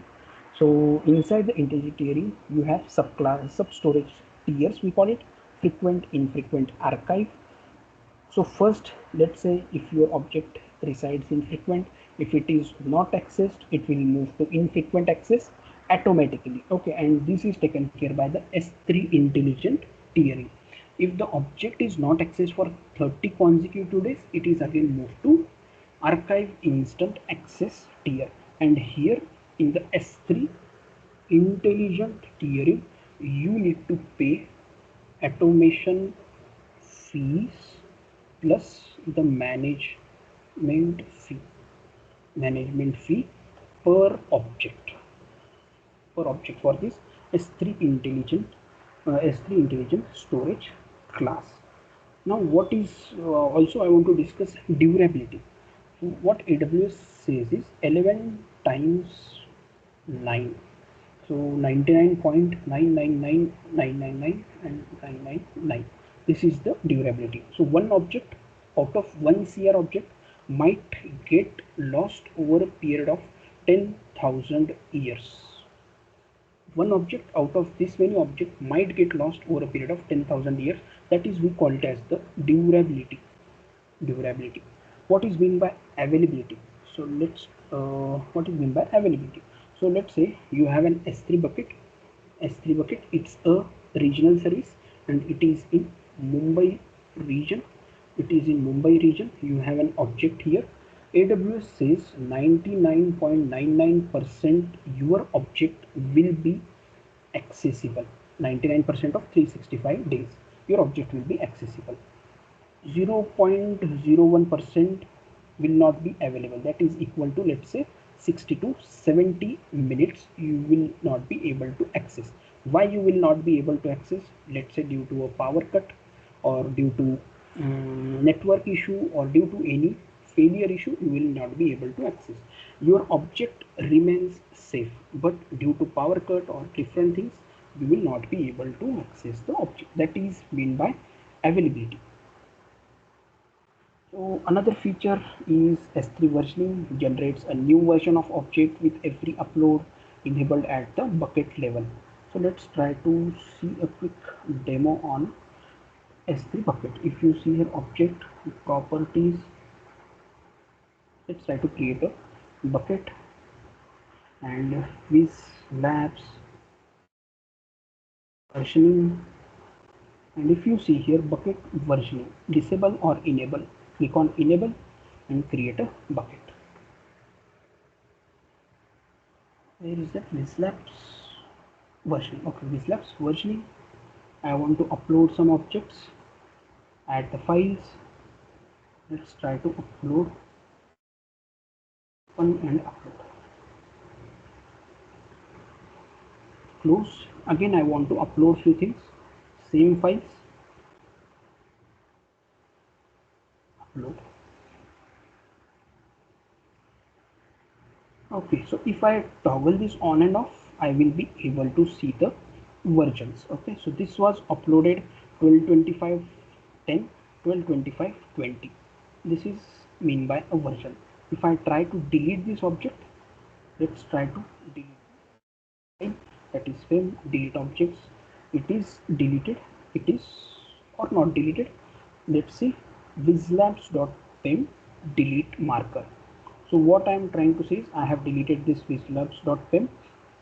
I have already the versioning enabled. The delete marker gets placed on the whizlabs.pem file, and if I want to restore that file, I will delete this delete marker. Let's try to delete this delete marker, and let's try to permanently delete it. Let's see if my file resides. Yes, my file is back. So in case if I delete an object accidentally, to maintain multiple versions of the object, I use the S3 version. Life cycle life,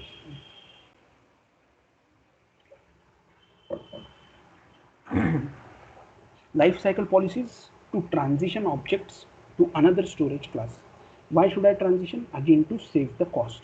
Move objects older than 30 days to S3 standard infrequent access. Likewise, I can configure the rules in the life cycle policy. That is again the feature of S3. Replicating S3 buckets. So if I want replicate, okay, so here I have Whizlabs source bucket, Whizlabs destination bucket. Do I have any objects in Whizlabs destination bucket?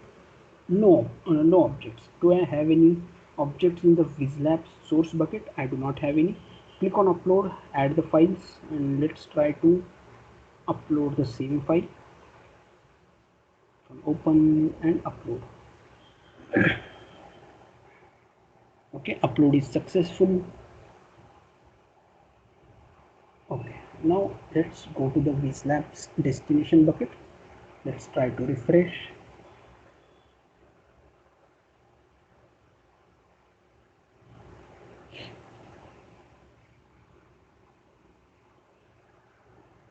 Okay, so where I am in the Whizlabs destination bucket.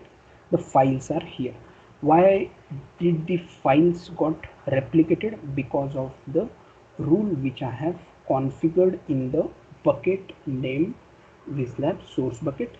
I will go to it, go to the management, and if you see, I have created a replication rule. Whizlabs rule. What does the rule says? Source bucket, this is the source bucket, this is the destination bucket name, though both are in us-east-1. That's the reason whatever I upload in the source bucket will be uh, copied into the destination bucket. Asynchronous replication. So that is the replication.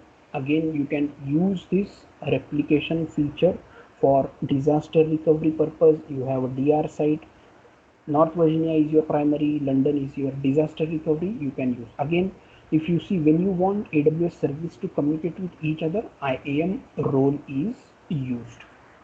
That is the replicating. Next is the Amazon S3 transfer acceleration. So I am sitting here in Pune and I want to upload. I want to upload a file in S3 bucket which resides in North Virginia. Size of the object is 100 GB. My file will go through multiple hops. The file is going through the internet. I cannot rely on internet. Sometimes it will have a good bandwidth, sometimes it will have less bandwidth.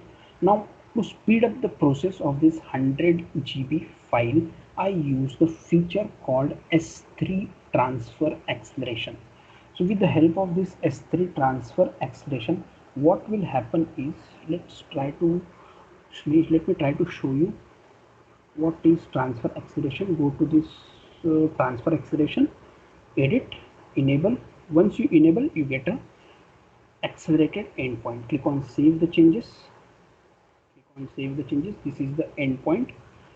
This is the endpoint which I have got. This endpoint resolves to the nearest edge location, and from edge location to S3, wherever it may be, North Virginia, Ohio, or Hyderabad.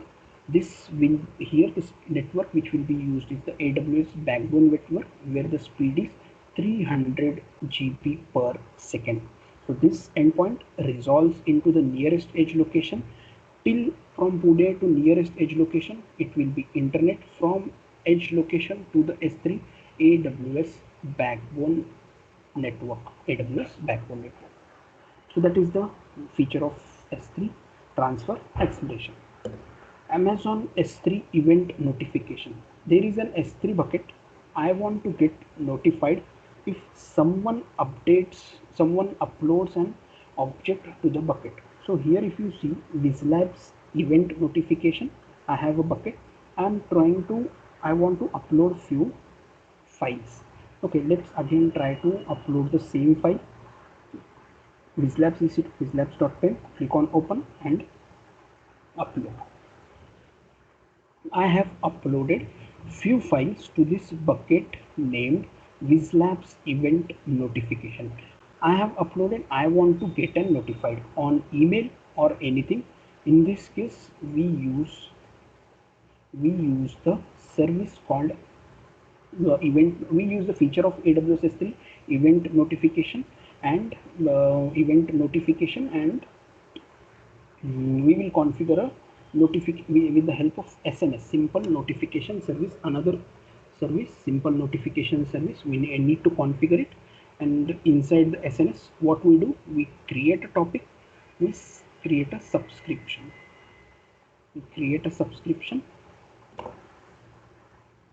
And if you see here, 0 minutes ago, what it says is Whizlabs event notification whizlabs.pem got uploaded. The size is 1678, and from this source IP address, request parameters, and all these things. If I try to delete it as well, I should get a notification permanently. The objects. I have successfully deleted objects. And how was this possible? With the help of event notification. Okay, create event notification, event name. If I want to receive all the notification about created, removal, restore, ACL, I will just select that. I will select an SNS queue. I will select the Whizlabs SNS topic and click on save the changes. So that is also possible. I have deleted it. That's the reason I have got again an email. Okay.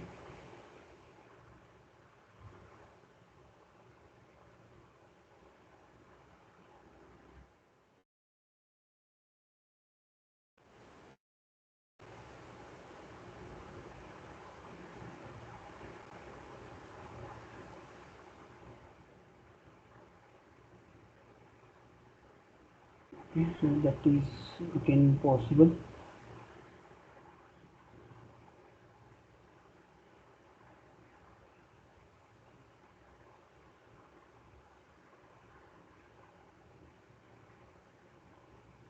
Okay, so that is the event notification. Next is the S3 cost factors. Just allow me 1 minute.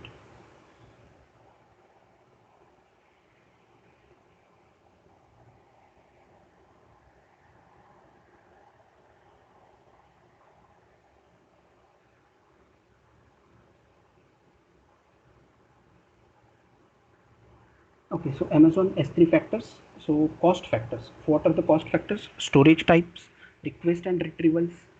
So it depends on storage type. You are using a standard storage class or a Glacier or anything. You pay for request and retrievals, data transfer. You pay for management and analytics, whatever the replication rule we have created, and you also pay for the versioning. So that these are the cost factors.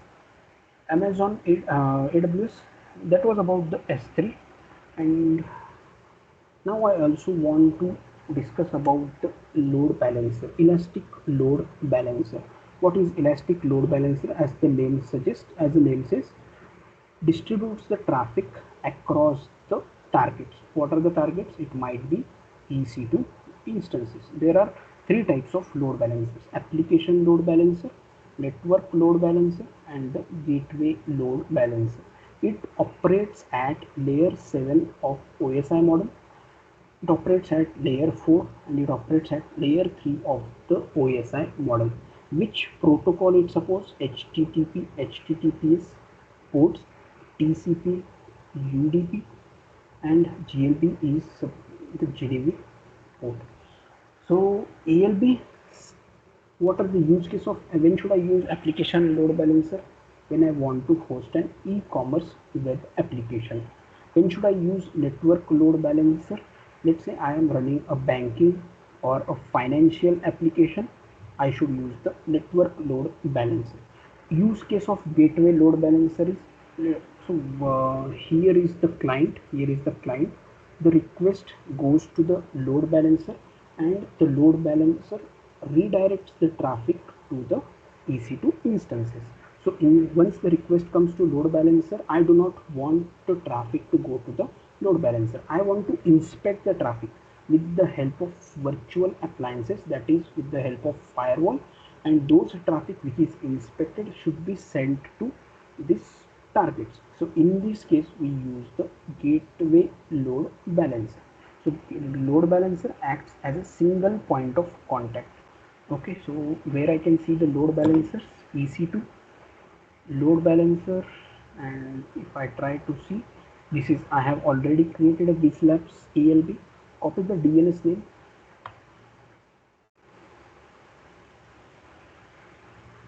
Okay, Whizlabs ALB.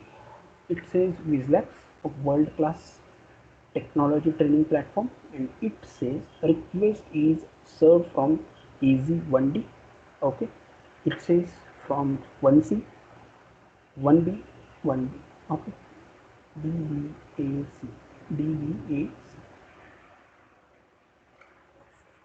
So this is how the load balancer works. So here if you see, I have created an application load balancer which is internet facing. Even you can try to access this. Now I do not want my customer to I do not want customer to use this one, uh, this link, because this the customer cannot remember. I want to map it against a domain name. I want to map it against a domain name. Let's say I want to save a contact number. What is that? 543210 is the contact number, and I want to save. This is my friend. Or let's say Harish. Here is my friend, and this is his contact number, and I want to save this. If I want to call Harish, I will just type Harish in my contacts. The call will be redirected to him. Same way, I do not want the customer to use this. Instead of that, I want to give a user friendly name. I want to map this one to the AWS Cloud Fi. The service which helps me to create a domain is Route 53. Okay, so Route 53. If I have already a AWS Cloud Fi domain which I have in the Route 50, I will show you that. Okay, if you see, I'm trying to access awscloudfire.com. I'm getting the same response. Request is served from 1C, 1D, 1A, 1. Okay, now this is possible. This was possible because of the Route 53. It's possible because of the Route 53. If okay, registered domains. What are the registered domains here?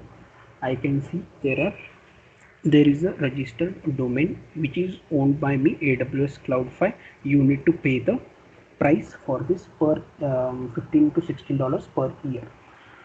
Okay, so this is the domain I have registered, and I go to the hosted zones, go to the hosted zone, and here I have created a record. If I try to access, or someone try to access awscloudfire.com, the request should go to this load balancer. So that is possible with the help of Route 53.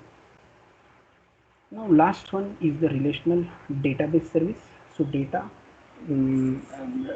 service, we have RDS, Amazon Aurora is AWS, completely AWS product. Redshift, data warehouse.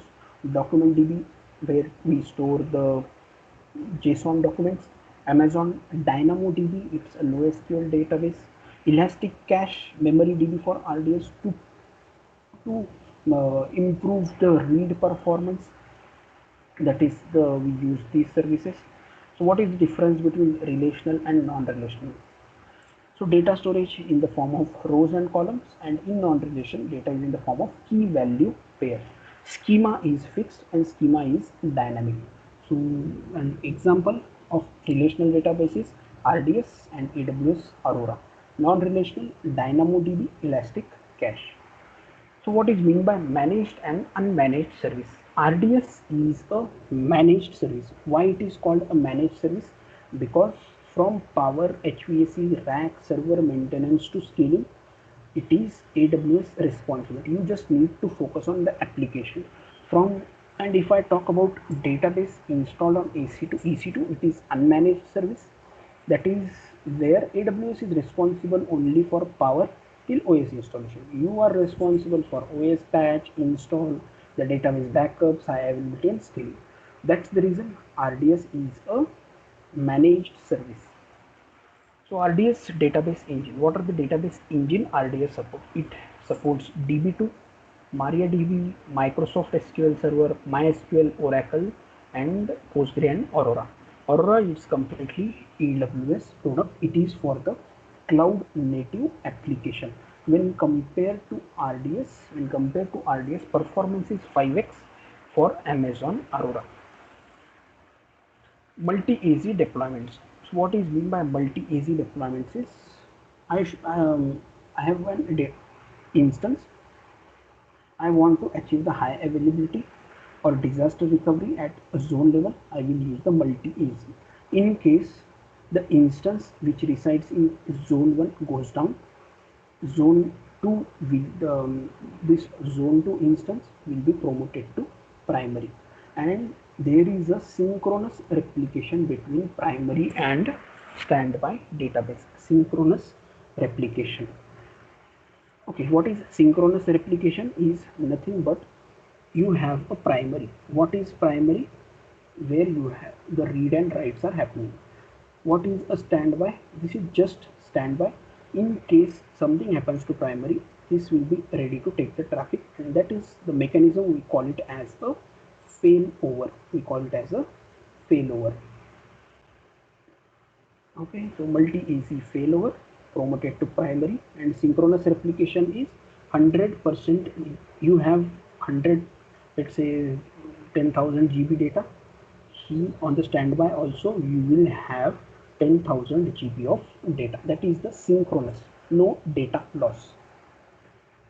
Next is the read replica. When should I use the read replica? This is just for reading purpose. I have an application, I use it for reporting purpose.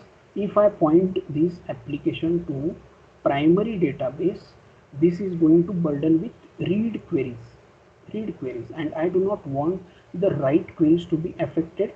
Instead of that, I am going to create a read replica. In read replica, what will happen? In read replica, there will be a asynchronous replication. There will be a lag. Okay, there will be a lag between primary and read replica. I can point this read reporting application to the read replica, so that all the queries will be redirected to the read replica, and primary will be free from the read queries. So that is the read replica. Data encryption at rest. How I can encrypt the data at rest? So data which is, let's say, whenever we create an RDS instance, everything will be created, and you will be asked what will be the size of the storage. Here will be the data which will be residing. You can encrypt it, the data which is at rest. You can encrypt it with the help of KMS keys, key management service key. You can encrypt the data at rest. If you want to encrypt the data in transit, you will be using the service called ACM certificate manager, where we create certificates. So if I want to see this, this has a valid certificate or not? Yes. If you see, connection is secure, certificate is valid. Till what time certificate is valid? March 16, 2025 certificate is valid. So that is the encryption at transit, encryption at rest. So AWS KMS key, it will create a data encryption key, and this data encryption key will reside on the instance.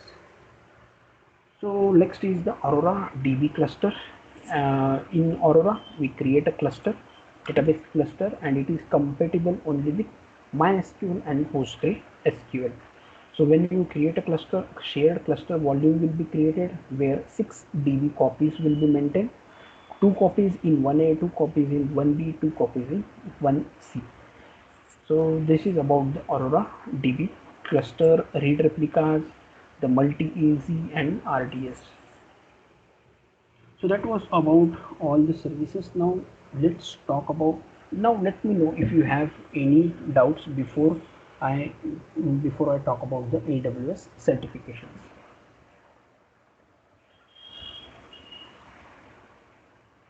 Let me know if you have any doubt.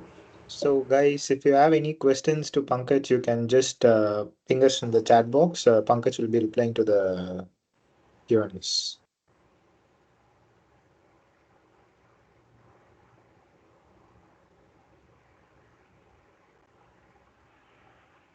Okay, no problem. You can think of the question, you can ping me in the chat, no problem. I will answer those questions, but let's talk about the AWS certifications. So AWS offers certificate cloud practitioner, data engineer associate, developer, solution architect associate, SysOps, DevOps engineer professional. As a part of professionals, two certificates, DevOps and solution architect. And as a part of specialty, we have networking, ML and security. Associate, we have SysOps, solution architect, developer and data engineer. As a part of foundational, it is cloud practitioner. So for all this certification, if you want labs, if you need the guidance on labs, if you need questions or any other things related to it, you can go to just the Whizlabs, which you will be getting access to it. You are preparing for certified cloud practitioner, refer the material. You are preparing for network specialty, go to the network specialty. You are going to appear for solution architect professional, go to the solution architect professional, because you are going to get access to this Whizlabs portal for 1 month, where you will be able to get, where you can prepare for any of the certification. To start with, you can go for a cloud practitioner followed by solution architect. If you are a developer, go for solution cloud practitioner followed by a developer. For each and every AWS certification, you have an exam guide. Okay, so this is the exam guide, one of the example for certified cloud practitioners, certified cloud practitioner CLF C02. This is the AWS exam guide. And what is the pattern of the AWS exam? You have 65 questions, out of which there will be 50 questions that affect your score, and there will be 50 unscored questions that do not affect your score, and there is no negative marking. So this is pattern for uh, associates and practitioner, but for professional there will be 75 questions, out of which 65 will be scored and 10 will be unscored. So this is pattern, and everything, each and every detail, you will find it in the AWS exam guide. If you want to search the exam guide for DevOps, it is available. For solution and professional, it is available. And more details, the questions, you whatever exam you appear, just a recommendation, make sure you practice 300 to 400 questions. Okay, you prepare for CCP professional or anything, and those all are available on Whizlabs. Labs are available, questions are available, everything is available as Mayank shown. So that was all about it. Let me know if you have any doubts related to certification, any doubts, whatever we have discussed. I hope you can you learn something from today's webinar. Harish, I'm done with it. Over to you. Yes, thank you, Pankaj, and thank you for this wonderful, insightful session. It was very useful. Hope even the same for all the attendees. And I'm now dropping out the 1 month premium subscription voucher in the chat box. So kindly find it out, guys, and make use of it. And uh, and I just wanted to tell you all, guys, one more thing. Like, You can ping us about the Whizlabs webinar session in LinkedIn. You can post us mentioning Whizlabs, and there is a small surprise for the guys who's mentioning Whizlabs and posting about the webinar session.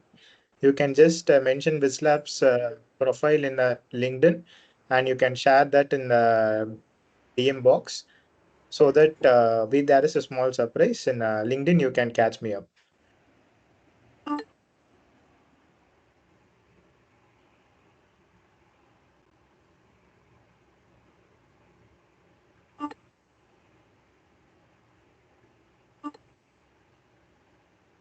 So there are some more questions. Is there any expiry date for this month, 1 month subscription? Yeah.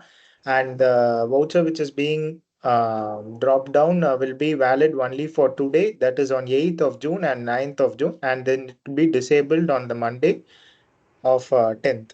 So kindly make use of it within this 2 days.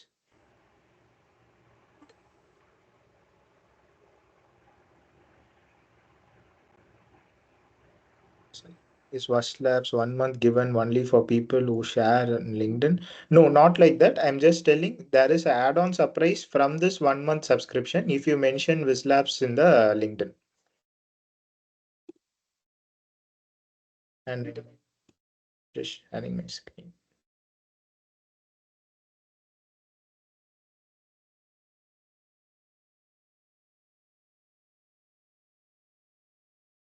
Guys, just make a note of it. This is the voucher. You can even make a screenshot or just capture the screen or something. This is the voucher. And the voucher coupon code is WIS100 and make a note of it. I guess everyone is getting note of it, and I'll just run through a walkthrough how to access this voucher in our Whizlabs website. You can just go to a pricing page. From yearly, you can choose to monthly and just click buy now. And here is where you can put the voucher WHIZ100 WIZ100 and click apply. So you will be getting the access. Hope you guys are clear with it. Yeah. And let's give access to all the attendees to on their cameras, whereas you can switch on their cameras. We'll have a short selfie session now so that it will be posted in social media. So all guys be ready with your poses.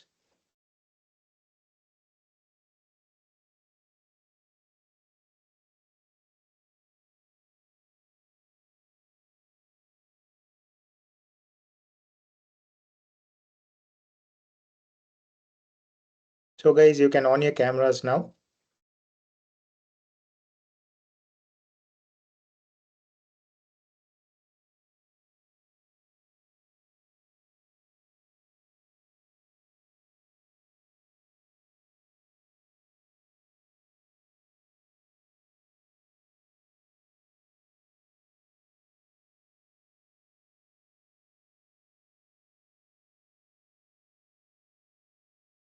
So I could see some people, you can on your cameras and be ready with your poses. We can click it by 12:55 or something like that. So I just give 1 minute of time.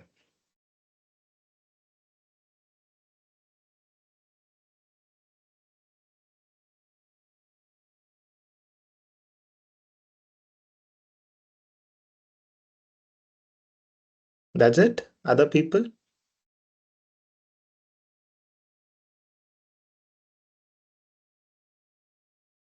Okay.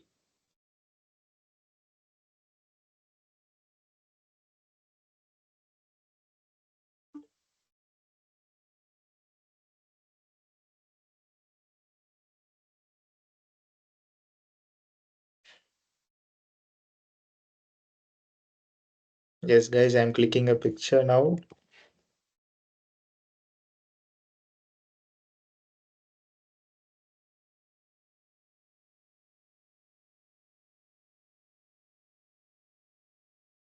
Yeah. So thank you all. Thank you all for this wonderful session, and let's meet up in another useful session like this. And we'll be mostly conducting more webinars like this coming up days. And please be stayed up with the social media page. And thank you, Pankaj. Thank you, Mayank. Thank you, Anifa. Thank you, Aryan, for Thank you. collaborating with me. Thank Thank you, you so Hari. much. Thank you, everyone. Thank you, everyone. Thank you, everyone. Bye. Bye. Bye bye. Thank you.